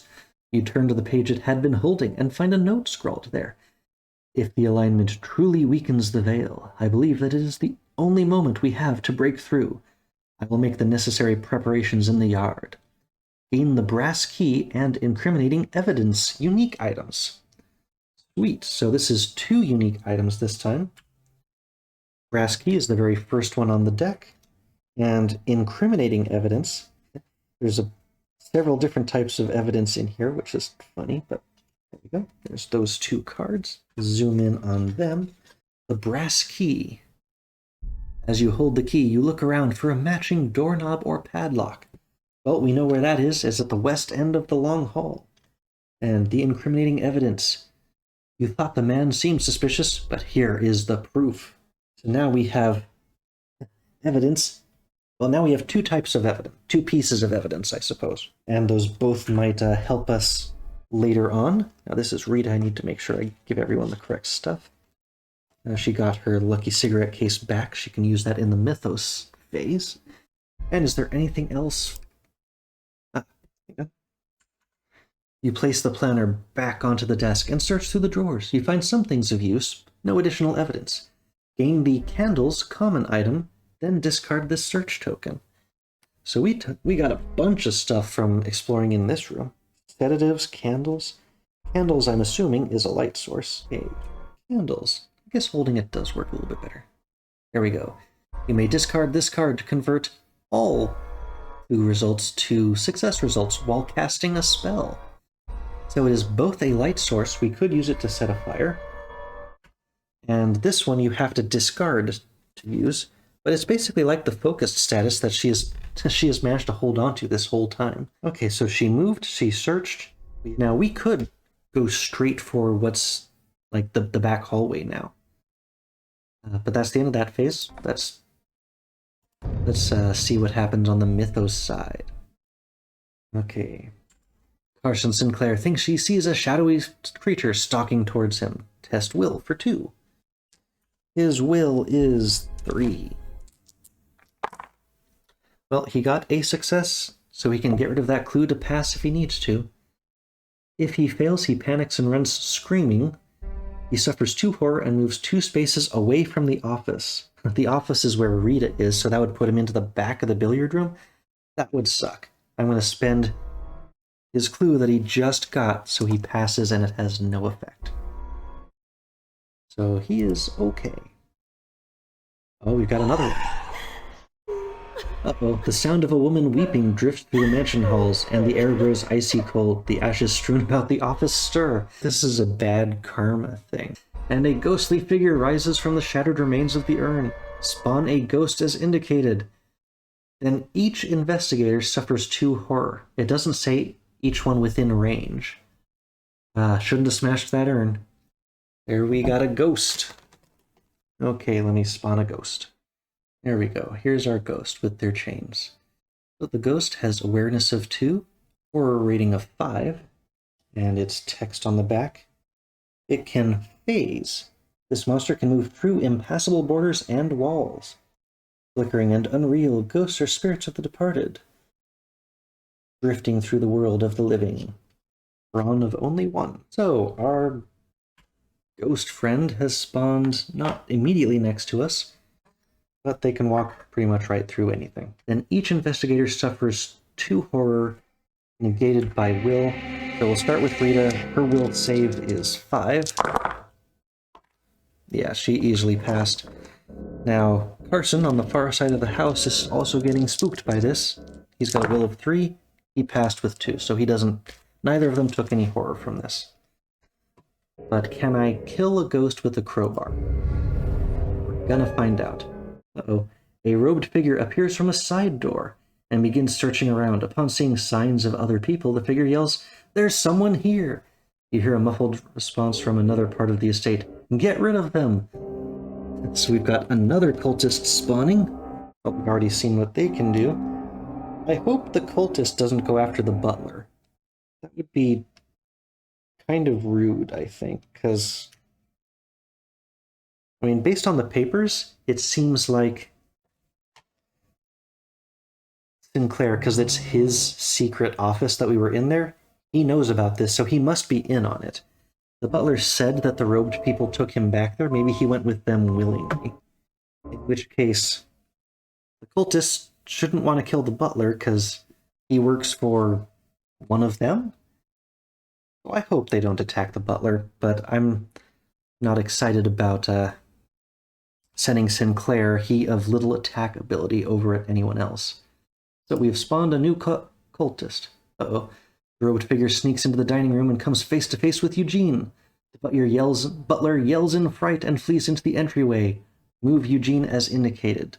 So Eugene is now in the back half of the entryway. Maybe they are not friends. Okay, the ghost moves 1 space towards the nearest investigator. Then it attacks the investigator with the lowest strength. So it can move the 1 space up to Rita, and it attacks Rita. The spirit reaches out to caress your face. Agility save of 2. Rita has 4 agility. Let's see how she handles this. Okay, she has 1 success and a magnifying glass. We haven't used her cigarette case yet, so we're going to boost that up to a success, and she passes with 2. You leap backward, barely avoiding its touch. If you fail, lots of bad stuff. Okay, so the ghost doesn't seem to have a ton of health, but it must be really difficult to hit. Now the cultist moves 2 spaces toward the nearest investigator. So the cultist has made it into the opening of the entryway. I guess I could have barricaded the door again, but didn't think that would be necessary. Now, it hasn't reached anybody, but it is blocking Sinclair, of course. Or Sinclair. But there's no one in his space. Now, each investigator resolves a horror check against the monster within range with highest. So, Carson is on the other side of that door, meaning he doesn't have to do a horror check here. But Rita does have to do a horror check against the ghost. The spirit flickers in front of you, whispering, "Tell me a story." Influence 2. This is an interesting one. And this is Rita's weak point. She only has an influence of 2, so she needs a double success. 1 success, but the other one's blank. We cannot upgrade it. If you fail, your story is insufficient. Suffer 2 horror and become dazed. So, unless otherwise indicated, you take the damage face up. So 1 at a time. Her first horror is a sudden shock. You fling up your hands to defend yourself, sending a few of your possessions flying. Drop 2 random items, then flip this face down. Now, she has a ton of items, but drop just means into your space. So she has 7, 8, 9 items, so I'm going to need a D10 here. She doesn't have any spells. Okay, well, fortunately, all of my dice are very handy. So I'll roll a D10, and I've got 9 possibilities, and I have to roll it twice. I got a 3. She has dropped whiskey, the whiskey that she was holding that would have helped her deal with this horror. Now, second one, just a regular old D8. What else does she drop? She drops the candles. Thankfully, this does not automatically start a fire. Okay, so both of those two things are on the floor with them in that room. And then flip this card face down, so she's first horror, now the second one. Dementia sounds pretty bad. You turn away, already feeling the fog of memory clouding your mind. It is a mercy, truly. Resolve immediately. Discard a clue, then flip this face down. Okay, so she had 3 clues at least. She's down to 2. But she's got 2 face-down damage and 2 face-down horror. That's pretty much what the sedatives are designed to deal with, or maybe her friend can heal her. Oh, and becomes dazed. Dazed means you cannot spend clues to convert dice results, or perform additional puzzle steps. Discard at the end of your turn. She is both focused and dazed somehow. Now it says you cannot spend clues to convert results. It doesn't say you can't use the focused ability, or her lighter would still be in effect to use that to convert results. She just can't use the clues on her next turn. And yep, that was the Mythos phase. We are back to our investigators again. I definitely shouldn't have upset that ghost. I'm gonna have to spend all my time and the one thing I got out of it dealing with the consequences of breaking that face. So there you know. If something feels like a bad idea, probably shouldn't do it. Don't need to do a completionist run and hit every rake. Who should go first? Rita? We can see how well she can attack a ghost with a crowbar. And yeah, Sinclair's gonna have to deal with the dang cultist. Okay, Rita. Let us see if this even works. Attack with a heavy weapon. As the spirit lays a hand upon your weapon, it becomes bitingly cold. You beg the creature to leave. If you pass, this creature pulls back, weeping, suffering 3 damage. If you fail, the specter is unmoved. So she has to test, again, the thing she is the worst at. Influence is only 2. So yeah, the strength of the crowbar does not matter when you're attacking a ghost. Oop, better move D8 out of the way. She got 1, and she cannot do anything with the other result. Now that I know how dealing with the ghost works, and especially that the ghost only moves 1 space, but if I run, I just lose the whiskey and the candle. I think attacking unarmed might be a better idea. Or maybe the crowbar will work next time. I've got to do it again. But yeah, if she does the influence thing again, so she failed. Your weapon passes harmlessly through the spirit, but the apparition wails in dismay as you crush some forgotten curio in your zeal. So pass, or test lore. Her lore is a 3. Let's see how this one works. 1 and 2 empties. I'm just not having a good second half of this game so far. Smash. Well, I did not pass. If you fail, you have no idea why you thought your weapon could hurt a spirit. It's making fun of me for attempting this, and she used her whole turn there. But at least she loses the dazed effect now. Okay, Sinclair. Oddly, I need to swap their positions. She should kill the cultist, and he is actually good at fighting the ghost. Sinclair, he has to move out into the hallway. Now, normally, because there is still darkness in this front hallway, he would not be able to convert clues, although he doesn't have any. But because he's got that lantern, he could use the lantern. Now, I don't have to stop in the same space as the cultist. I can use the evade ability, although Sinclair has the worst agility of 2. I'm feeling strongly the effects of splitting up my characters. I could attempt to evade the cultist and sort of try to switch their positions. Boy, can I do it. If I test anything but agility, I'm pretty good. You know what, I might as well attempt the move. If I succeed in moving past, I can keep going, and if I fail, then I'm in the space with the cultist, and I can try the attack. So I am going to attempt to evade the cultist. The cultist sweeps up behind you and wraps an arm around your throat. If you pass, you slip free of the grasp. If you fail, forfeit your action and become dazed. Okay. Well, he's only got 2 agility. It was the worst thing I fear. And he got absolutely no successes, so he not only failed to move, but he is now dazed, which means he can't spend clues.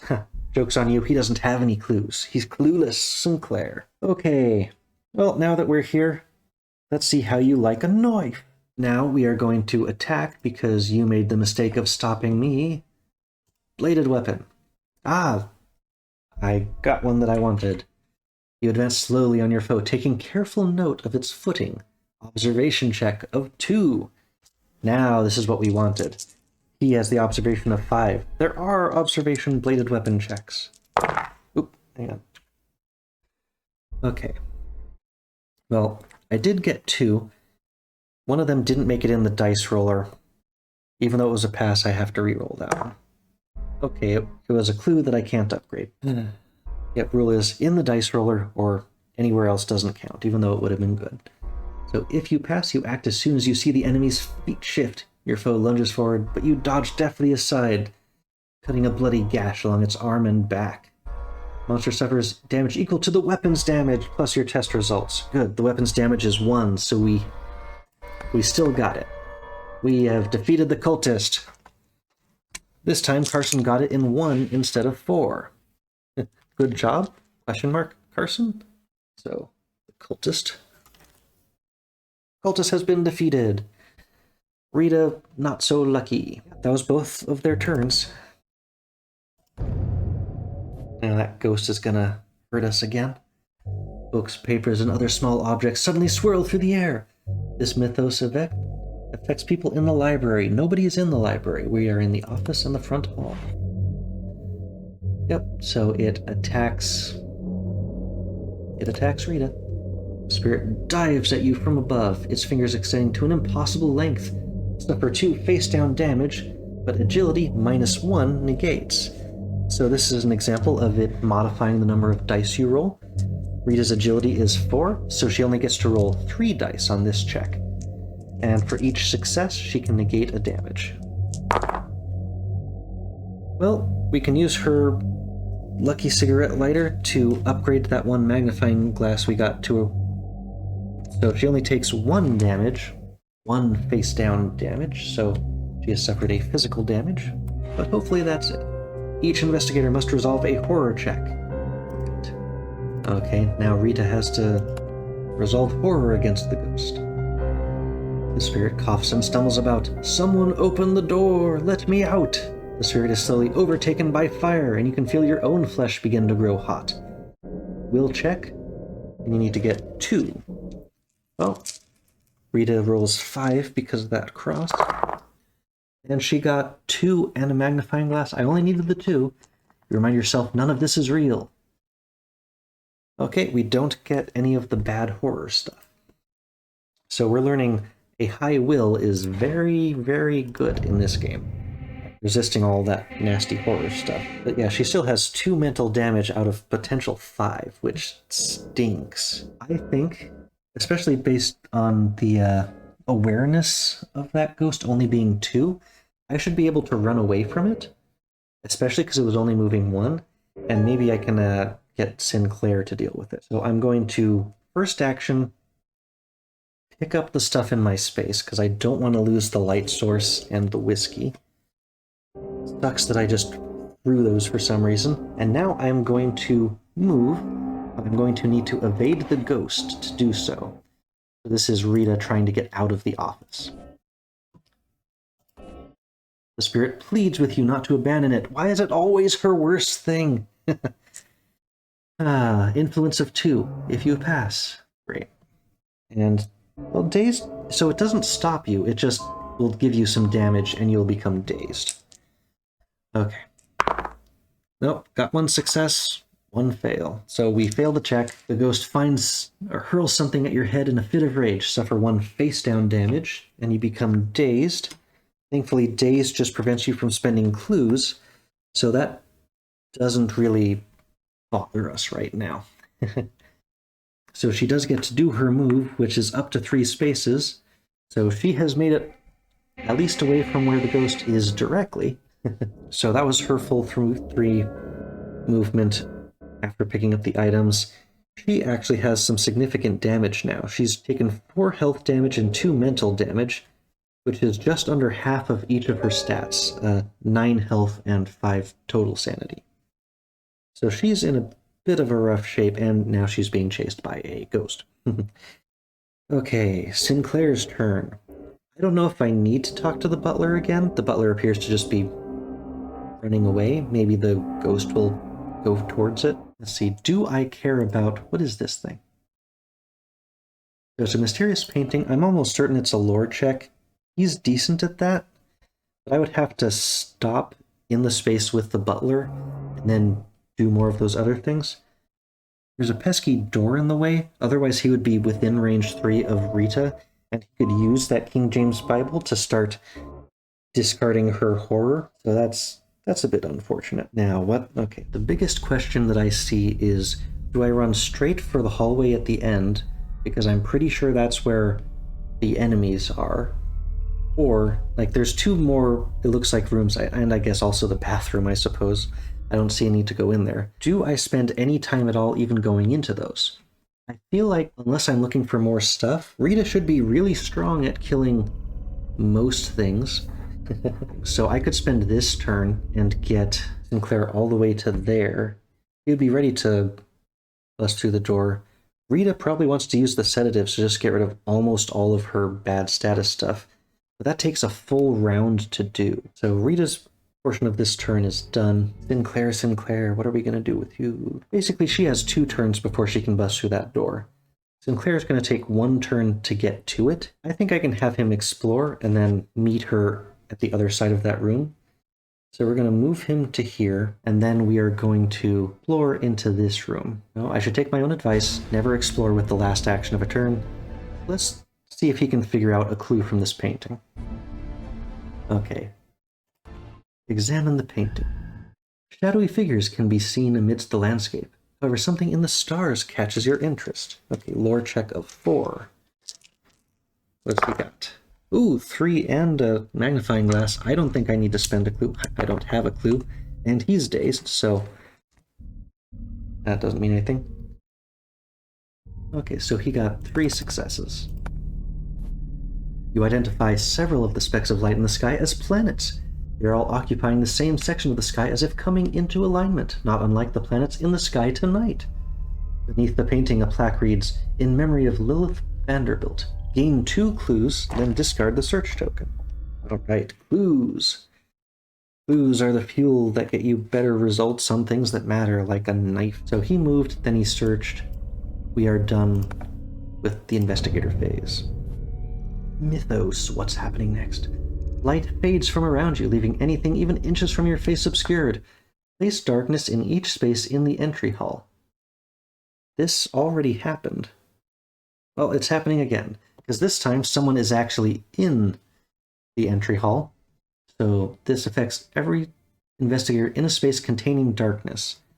Now, he does have the lantern, which is a light source, which means you ignore darkness in your space. I'm going to click Resolve Event just to see if it's something that makes sense even.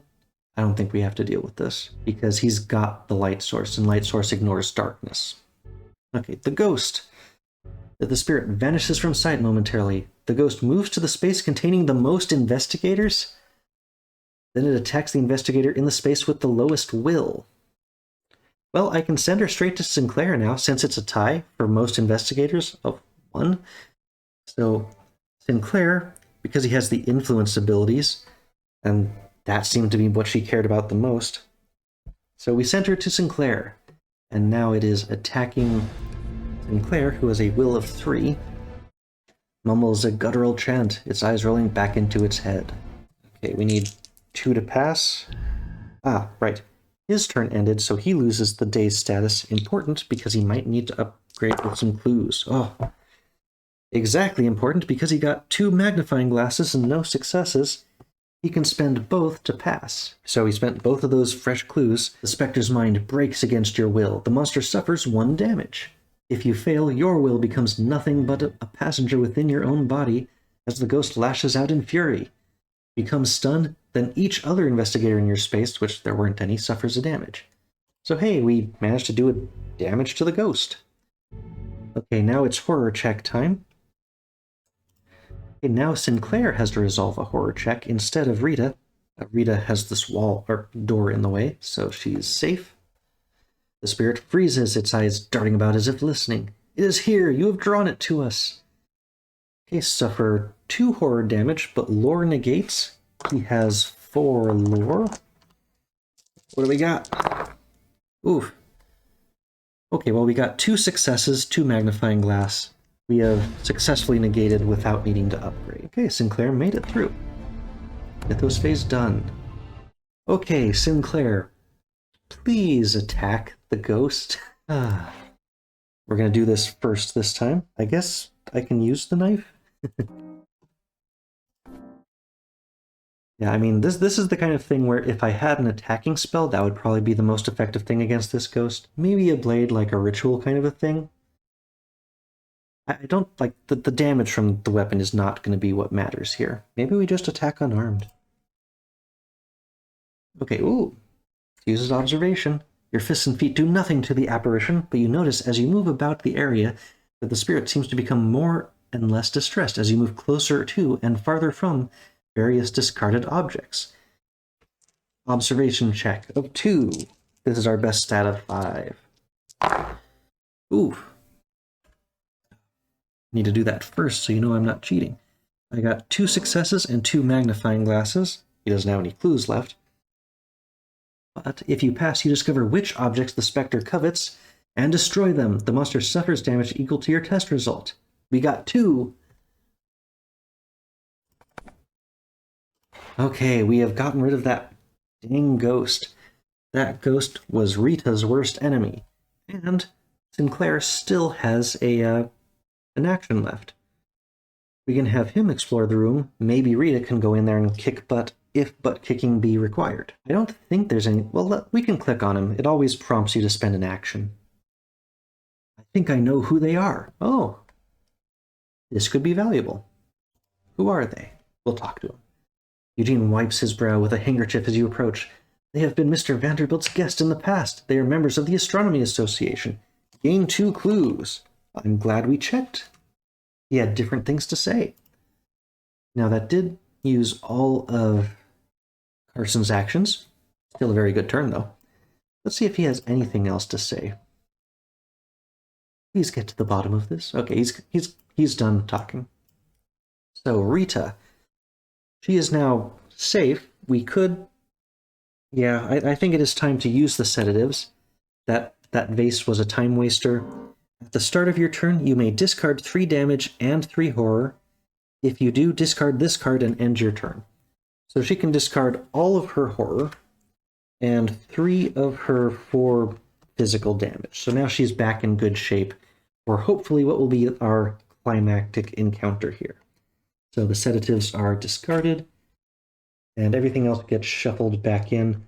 I don't know what they were, so I never saw what they were, so I'm just going to put them on the bottom. There's the mental ones we did actually see, though, so I need to shuffle these in. Okay, I shuffled the horror damage back into that deck. So now our Rita spent her entire turn getting better. And the one thing she has is what she's got the most of. So she is in a good place. But that was her whole turn. So Investigator Phase is complete. Now I think we are pretty much going to be running for that. Electricity crackles in the air. The Mythos event affects each investigator in the kitchen. Nobody's in the kitchen. Uh-oh.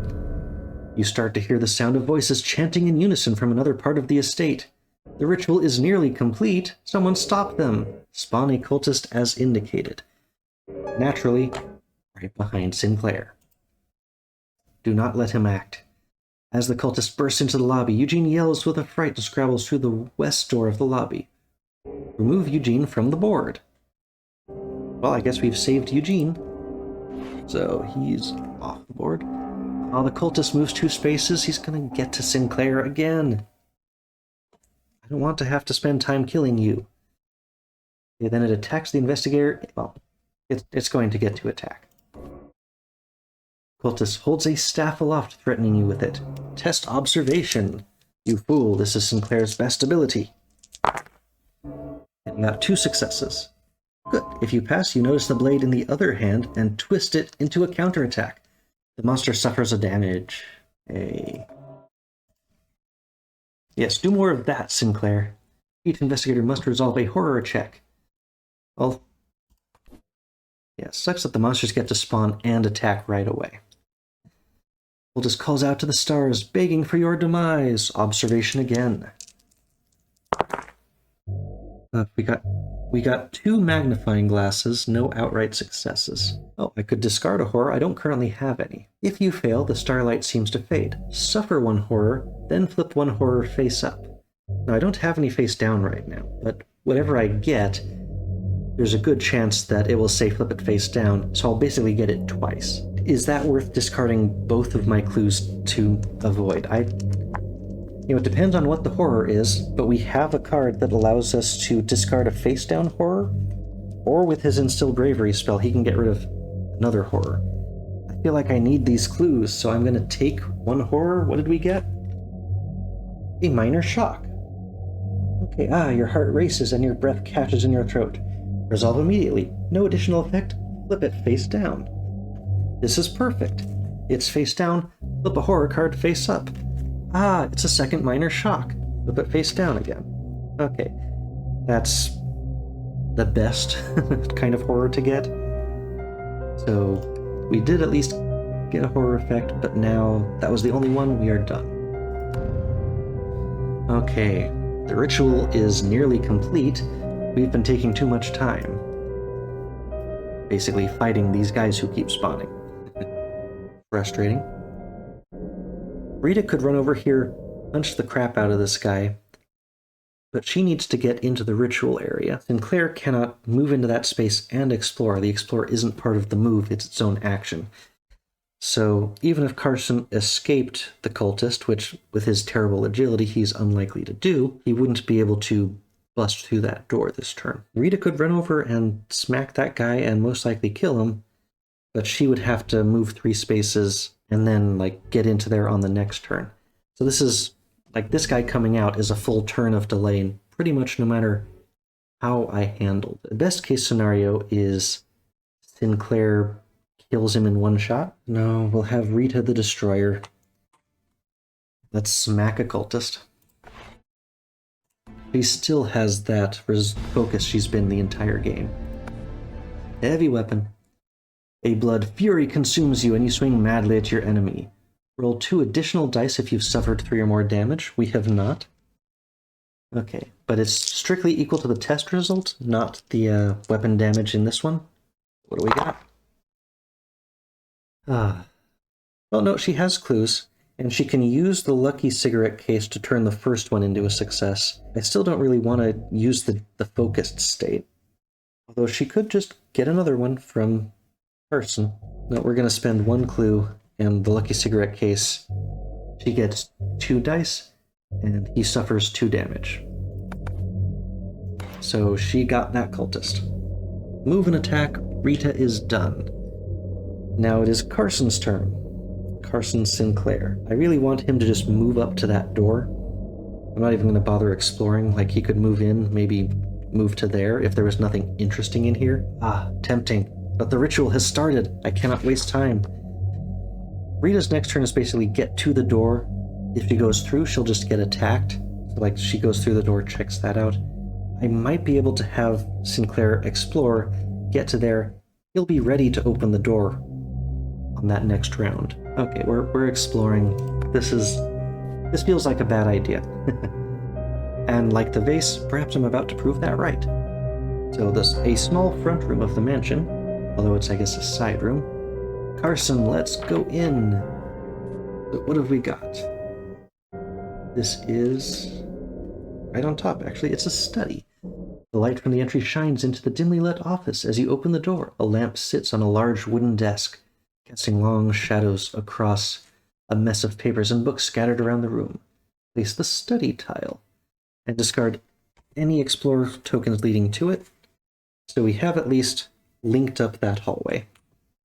There's one room that we're probably never going to see. Oh, you notice Eugene, the butler, is hiding by the wooden desk.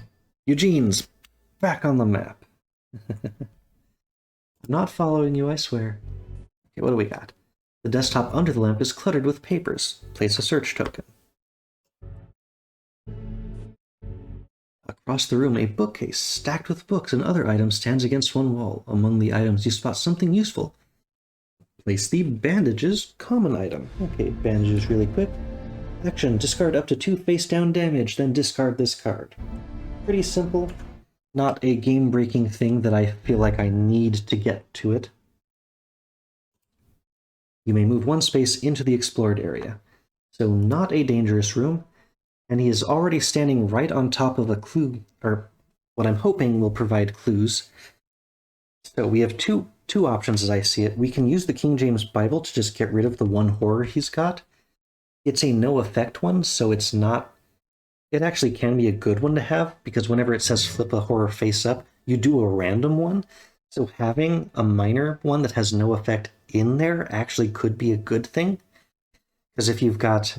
if I pick up my next horror is something that's horrible, that says like flip it back face down, then anything in the future that says flip something face up, I would have a 50% chance of getting the really bad one, or getting this minor shock. So I'm going to hold on to it, which is weird. But we need to get in there. I want to know what that is, but I'm moving him to the door so that he can bust through next round, I guess. So his last action after exploring is getting over to there.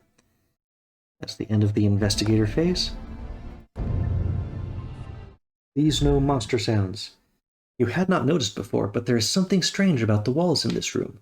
This Mythos event affects each investigator in the study. We just moved out of the study. That's where Eugene still is. And it's back to our turn. Okay. Whew. So Sinclair is at the door. Rita is 1 move to get to the door. She cannot get through the door on this turn. I'm kind of hesitant about sending him through, but otherwise it would just be wasted actions. Let's see, instilling bravery, she still has her focused. I've just remembered something very important about Carson Sinclair and the original plan for this game. Carson's special ability that we've been ignoring because they've been so far apart. As an action, he can give another investigator within range can perform an action once per round. So he can actually speed Rita up. Because she is within range of 3, we'll start with Carson. He's going to first tell her to get her butt in gear. So she gets an action. She uses that to move. Now she's at the door with him. Now Sinclair can... Oh, who's got the key? If someone in the space has the key, I feel like that's good enough. That's going to suck if she has to explore into the room, but at least now she's here. She can explore with her first action, even if... well, let's find out what it says. A weathered door stands at the end of the hall. You hear bizarre noises from the other side. When you try the handle, you find the door is locked. The keyhole sits beneath the brass door handle. You can explore only if you have the brass key unique item. Rita has the brass key unique item, so he can't open the door anyway. Okay, so Rita has the key. If I used a trade action, then he would be out of actions and she couldn't open the door. So I'm just going to have Sinclair see what these papers in the space mean. Maybe he can get a clue. Ooh, he could just feed his own mind, though. He could focus himself. That would be good. Instead of doing the papers, I am going to cast Feed the Mind. So we did this like the first turn. Okay, you or another investigator within range becomes focused. Then flip this card. So now he's got the nice effect to automatically upgrade all magnifying glasses into successes on 1 test. What's the downside? You feel your mind expanding as the universe spins around you. Lore check of 2. His lore is 4. Let's see what we've got here. He's got 1 success and 2... Wait, I think I might have touched something. Need to check my own video to see if I actually passed that. Hang on. Yep, I was right. I accidentally touched one of those things. That was a blank over in the corner. I have 1 success and 2 magnifying results on this roll. The last one was in fact a blank. So I don't want to spend the focused for just 1 clue, because I only need 1 to pass this test for the spell. Back into the zoom. So if you pass, no additional effect. If you fail, a face down horror. I mean, it's not that terrible a thing, but I'm going to build those up. So I'm going to spend a clue to not suffer the bad effect. So I turned that into a pass, and okay, now we shuffle all of the Feed the Minds, and we get 1 back. And that's going to be our new copy of the spell. So that was Sinclair's turn. Now we are both focused. Rita, let's bust into this whatever's going on. She has the brass key, so she can open this door. Ooh, it's a big outside tile. Okay. The smell of soil and rotting plant matter greets you as you open the door to the dimly lit conservatory. Through the windows, you can see a walled-off side yard. A massive circle of runes has been carved into the earth. Discard this Explore token and place the conservatory tile as indicated. Okay. Okay, found it. Need to move my dice ruler. So there's actually an enclosed spot up at the top there. Ah, okay. So we discard the Explore token, and we've actually got... We're sort of coming out into this little gazebo area with impassable tiles there and there. You have to go out into the path area, and then that is connected to those two. But this is only connected to that one. That's a neat little setup of a tile. Okay, what do we have next? The cramped space is filled with yard tools and other landscaping supplies.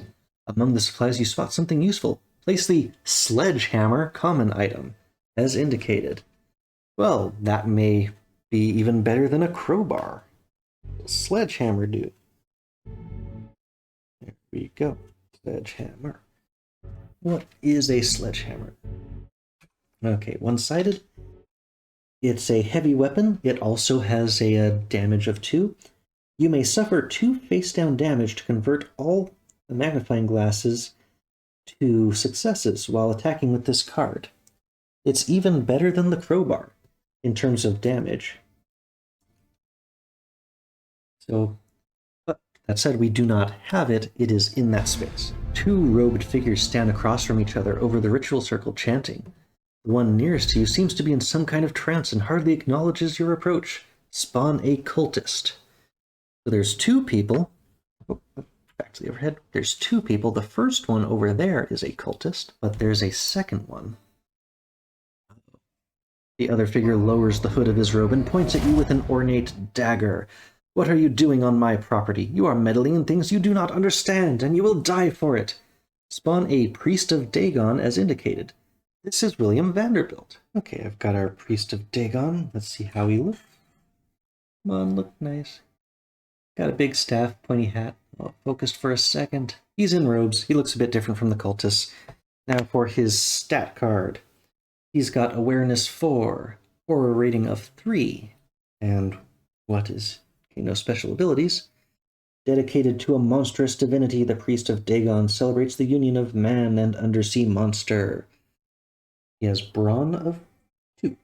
Okay, so slide that into his base. So we've got a Priest of Dagon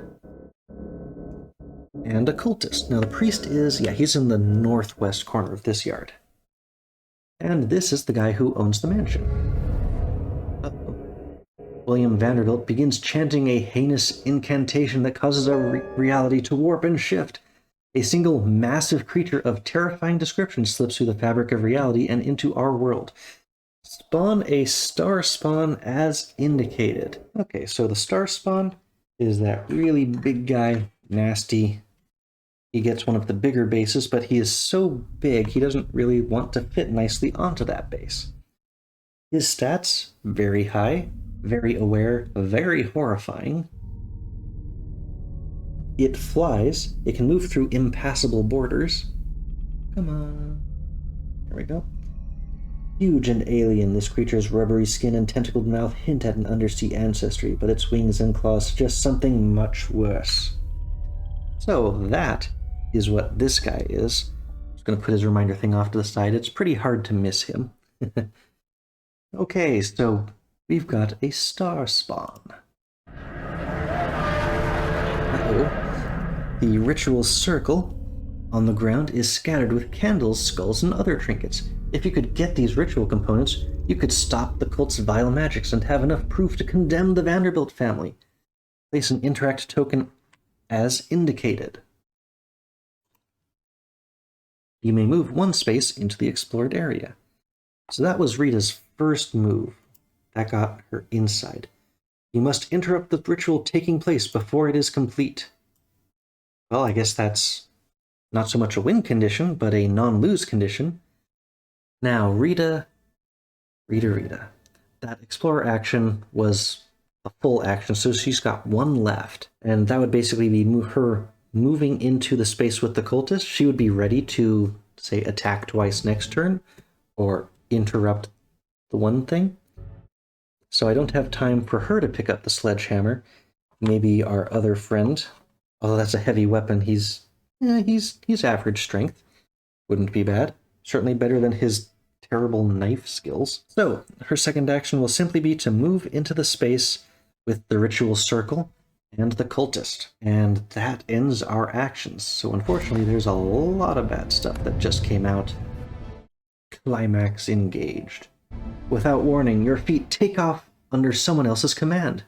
After what seems like hours, you are back where you started, and the exhausting trip ends. Each investigator suffers 2 face-down damage, negated by strength. Okay, that's visible. So Rita has a strength of 5, and she got absolutely nothing. So she just takes 2 face-down damage. That's amazing. It does say, yeah, it specifically says face down, otherwise it defaults to face up. Okay, and then Sinclair has a strength of 3. He got the 2 magnifying glasses. I suppose this is a time to spend focused, so that you don't take 2 physical damage. They are face down, though. Like, maybe I really want to save that for a good attack. I'm going to take the 2 face-down damage instead of upgrading the result. Ugh, that hurts. That hurts! So now Sinclair has 2 physical and 1 horror damage. Now, what are the monsters doing? The cultist moves 2 spaces. Well, he's with Rita already. It attacks the one with the highest strength. Okay, that's Rita. Swings a staff at your ankles. The ground rushes up at you as you are knocked off your feet. So you are negating damage with your agility this time. So she gets 4 dice here. Agility of 4, negating up to 2. Yeah, she got that easy. Okay, she doesn't take any damage from that attack. Now Vanderbilt moves up to 2 spaces. As many investigators as possible. Just the one. Then it attacks... Oh, to be adjacent to as many as possible. Okay, then it attacks the one who suffered the least damage. Okay, so he stays where he is and attacks Rita. If she hasn't suffered the least damage, I could say that he moves up to 2 spaces. So we can say he goes after Carson. Carson is in an adjacent space. Even though there's a door between them, those spaces are adjacent. But suffered the least damage, because he's not saying within range, just adjacent spaces. So he's attacking Sinclair. I want Rita to be in the best condition possible to hopefully kill that cultist and then mess with the circle next turn. He spits onto the ground, and a swarm of putrid eels erupts from around your feet, crawling up your legs and latching onto your flesh. Suffer 2 face-down damage and 1 horror. Your will -1 negates. If you suffer the horror, you are overcome by fear, becoming restrained, which would mean you can't move voluntarily. His will is 3, so will -1 is 2. He only gets to roll 2 dice, so he can't negate all of it. Yep. Oh, he only gets 1. We're going to use that to upgrade, so we get to resist 1 thing. I can suffer the 2 face-down damage instead of the horror, so that we're not restrained. But all of a sudden, Sinclair has gone from no damage to 4 damage. Suddenly those bandages are looking really nice. But he is not restrained. Okay, the star spawn moves 1 space towards the nearest investigator. Boom. Then it attacks the investigators in its space or adjacent space. Nope.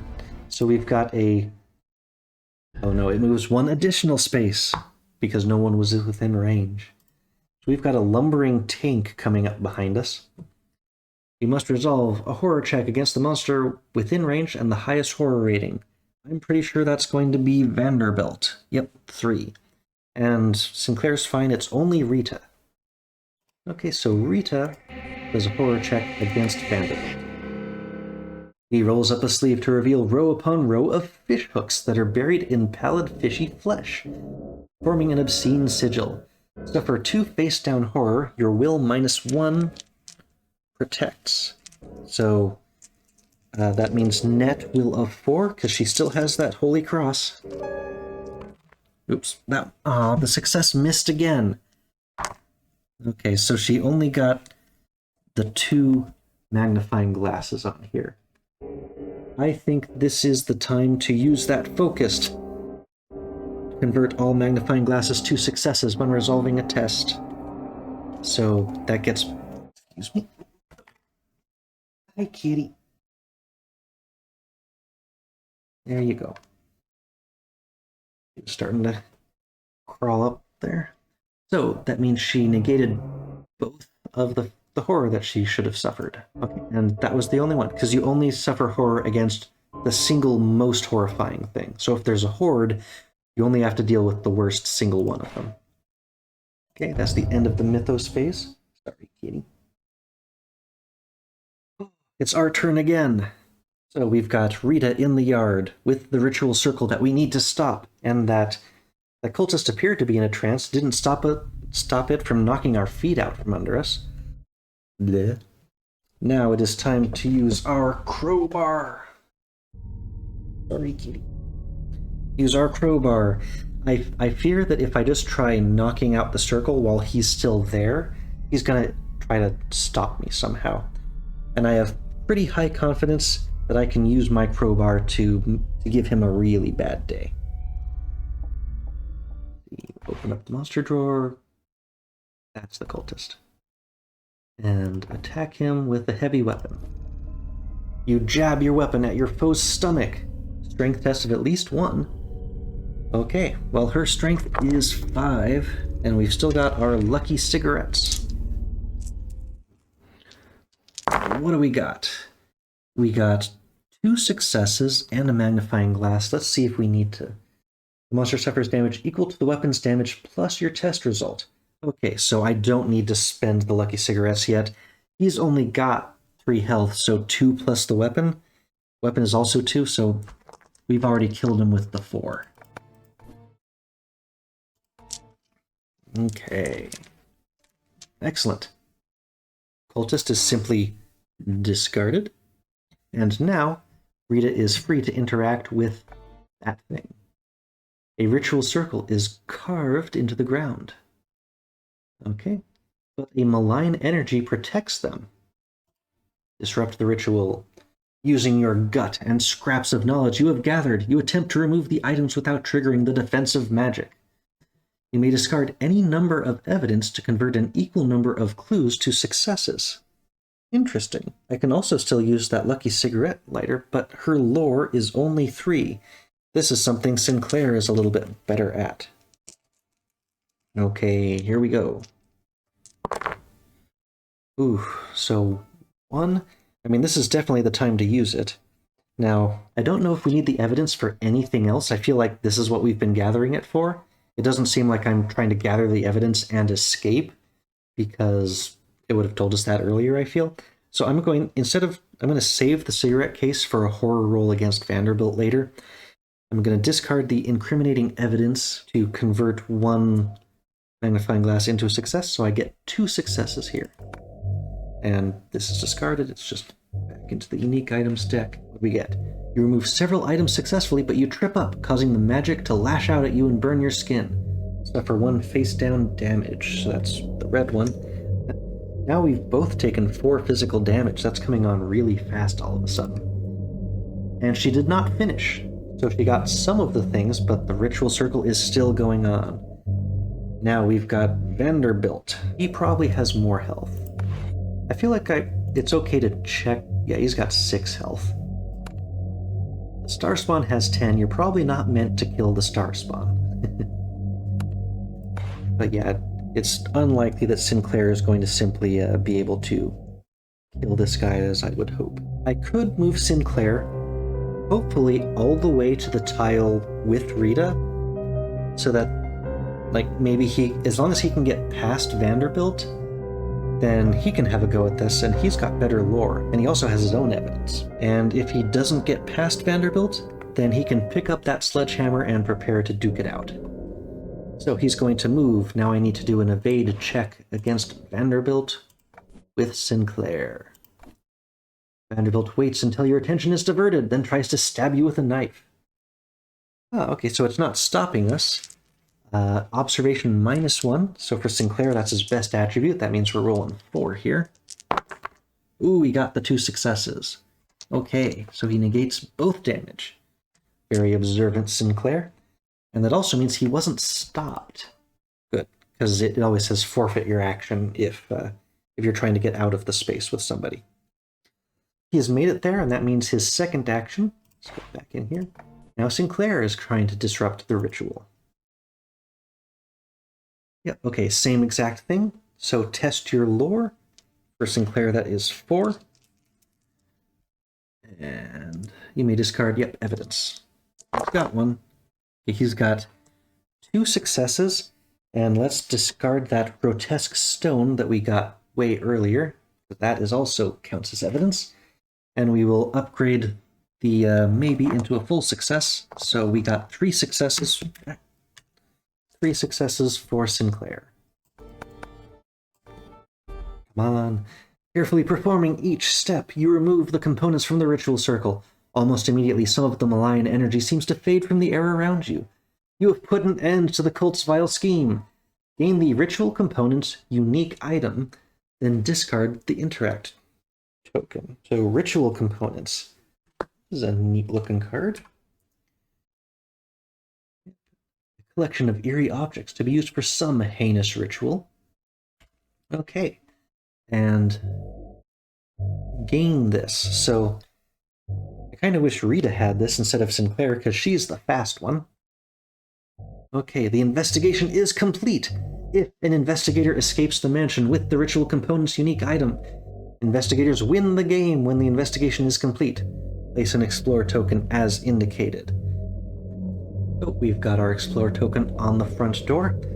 Now we finally have a win condition. We need to get the ritual components out of the house. Okay, no other text right there.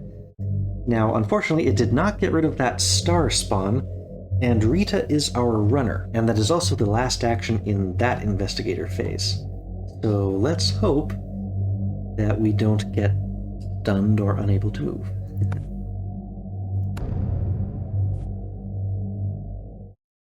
A spell leaps unbidden into your mind.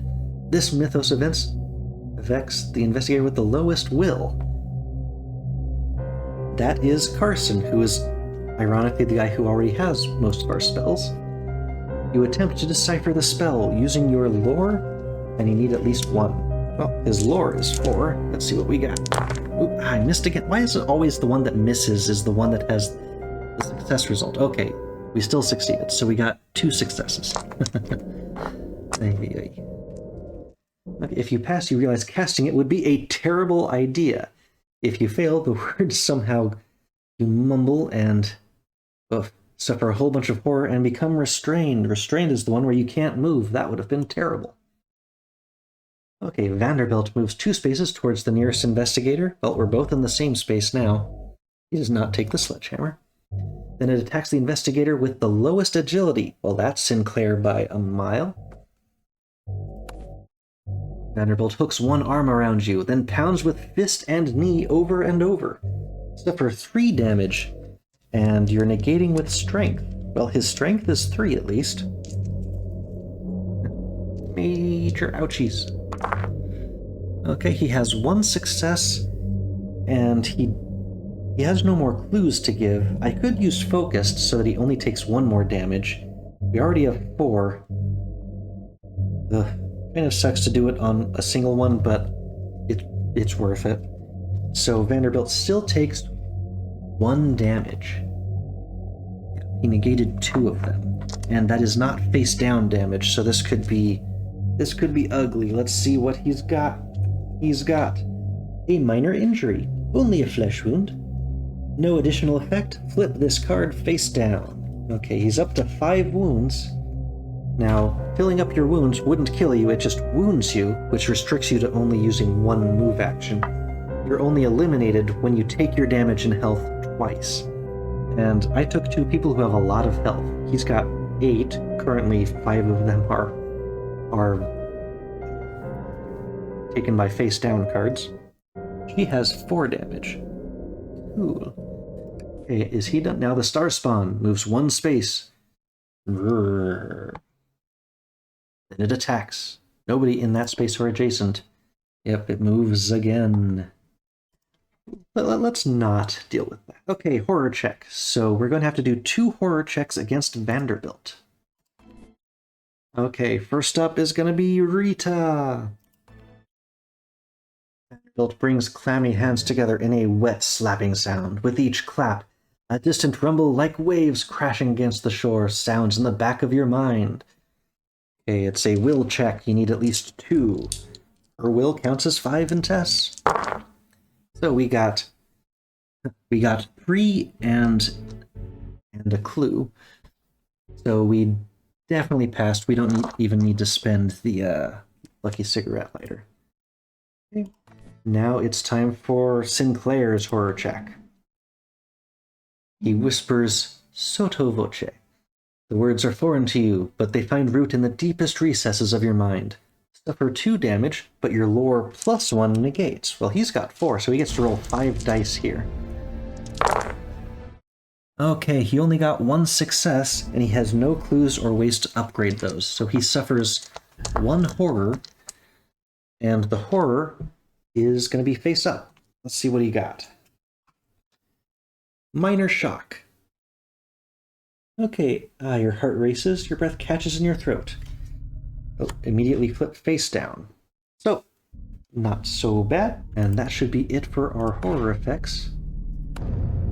Okay, Investigator Phase. Our plan. Get the evidence to Rita, get Rita out the house. That means Carson should go first, because he can even give actions to the other character. So, Carson, step number 1. We're going to do a trade action to give Rita everything she possibly needs. So she gets the ritual components. Really, that was the only thing she needed. So trade action, done. Now he'll use his unique ability to give another investigator within range can perform an action. So now Rita is going to get a free movement as part of Carson's turn. That means she's going to have to evade our friend Vanderbilt. Vanderbilt grabs your collar and attempts to swing you around. Resist strength, needs strength 2. Well, she's got strength 5. This is her best ability, but it would forfeit the action if she fails. Nope, she got 2 straight up successes and 2 clues. So she succeeded just fine. So she pulls away. Okay. That means she gets to do her move. So 1, 2, big monster in the way. 3. Now, that was a free action given to her by Sinclair, so Sinclair's turn is now done. He's done his 2 actions. Rita has her own 2 actions now, so she can move. She's a very fast runner, incredibly useful here on avoiding that star spawn, because she made it to the door in 1, 2, 3, 1, 2, 3. Now I'm suddenly very glad that we bothered to explore that room in the middle, because it gave us a route past the star spawn. I imagine that would be difficult to evade. And her last action, she can explore the front door. She has the components. Okay. The mansion's front door is just in front of you. The investigation is complete if an investigator escapes the mansion with the ritual components unique item. Yep, so it's reminding us that. She has an action to escape. You throw open the door and flee into the night, carrying the proof of Vanderbilt's heinous crimes with you. The investigation is complete. Each investigator wins the game, unless an effect, such as an insane condition, specifies otherwise. Hey, epilogue. You burst through the front door of the mansion and run for your vehicle, desperately clutching the components from the ritual site. Incontrovertible evidence of the cult and proof of their connection to the disappearances. Your vehicle sputters and slides as you accelerate down the uneven drive. If you can make it to the police department alive, the cult will surely be destroyed. You smash through the gates at the end of the drive and careen out into the road, leaving the Vanderbilt estate far behind you.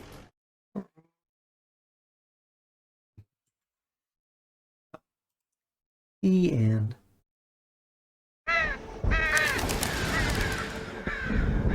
Here we are. Excellent. So that has been one full game of Mansions of Madness. So I have 3 other scenarios that I have not played. Fun game, definitely quality. I love, like, the app is really well done. Probably one of the first, like, app integration games that was really that nicely presented. Don't recall exactly how old this game was, but like the full app integration was relatively new when this game came out. So this game is probably one of the first ones that paved the way for how a lot of the other games handle their app integrations. When we get to Return to Dark Tower and Frosthaven, each of them has their own ways where they integrate the app controls in with the gameplay.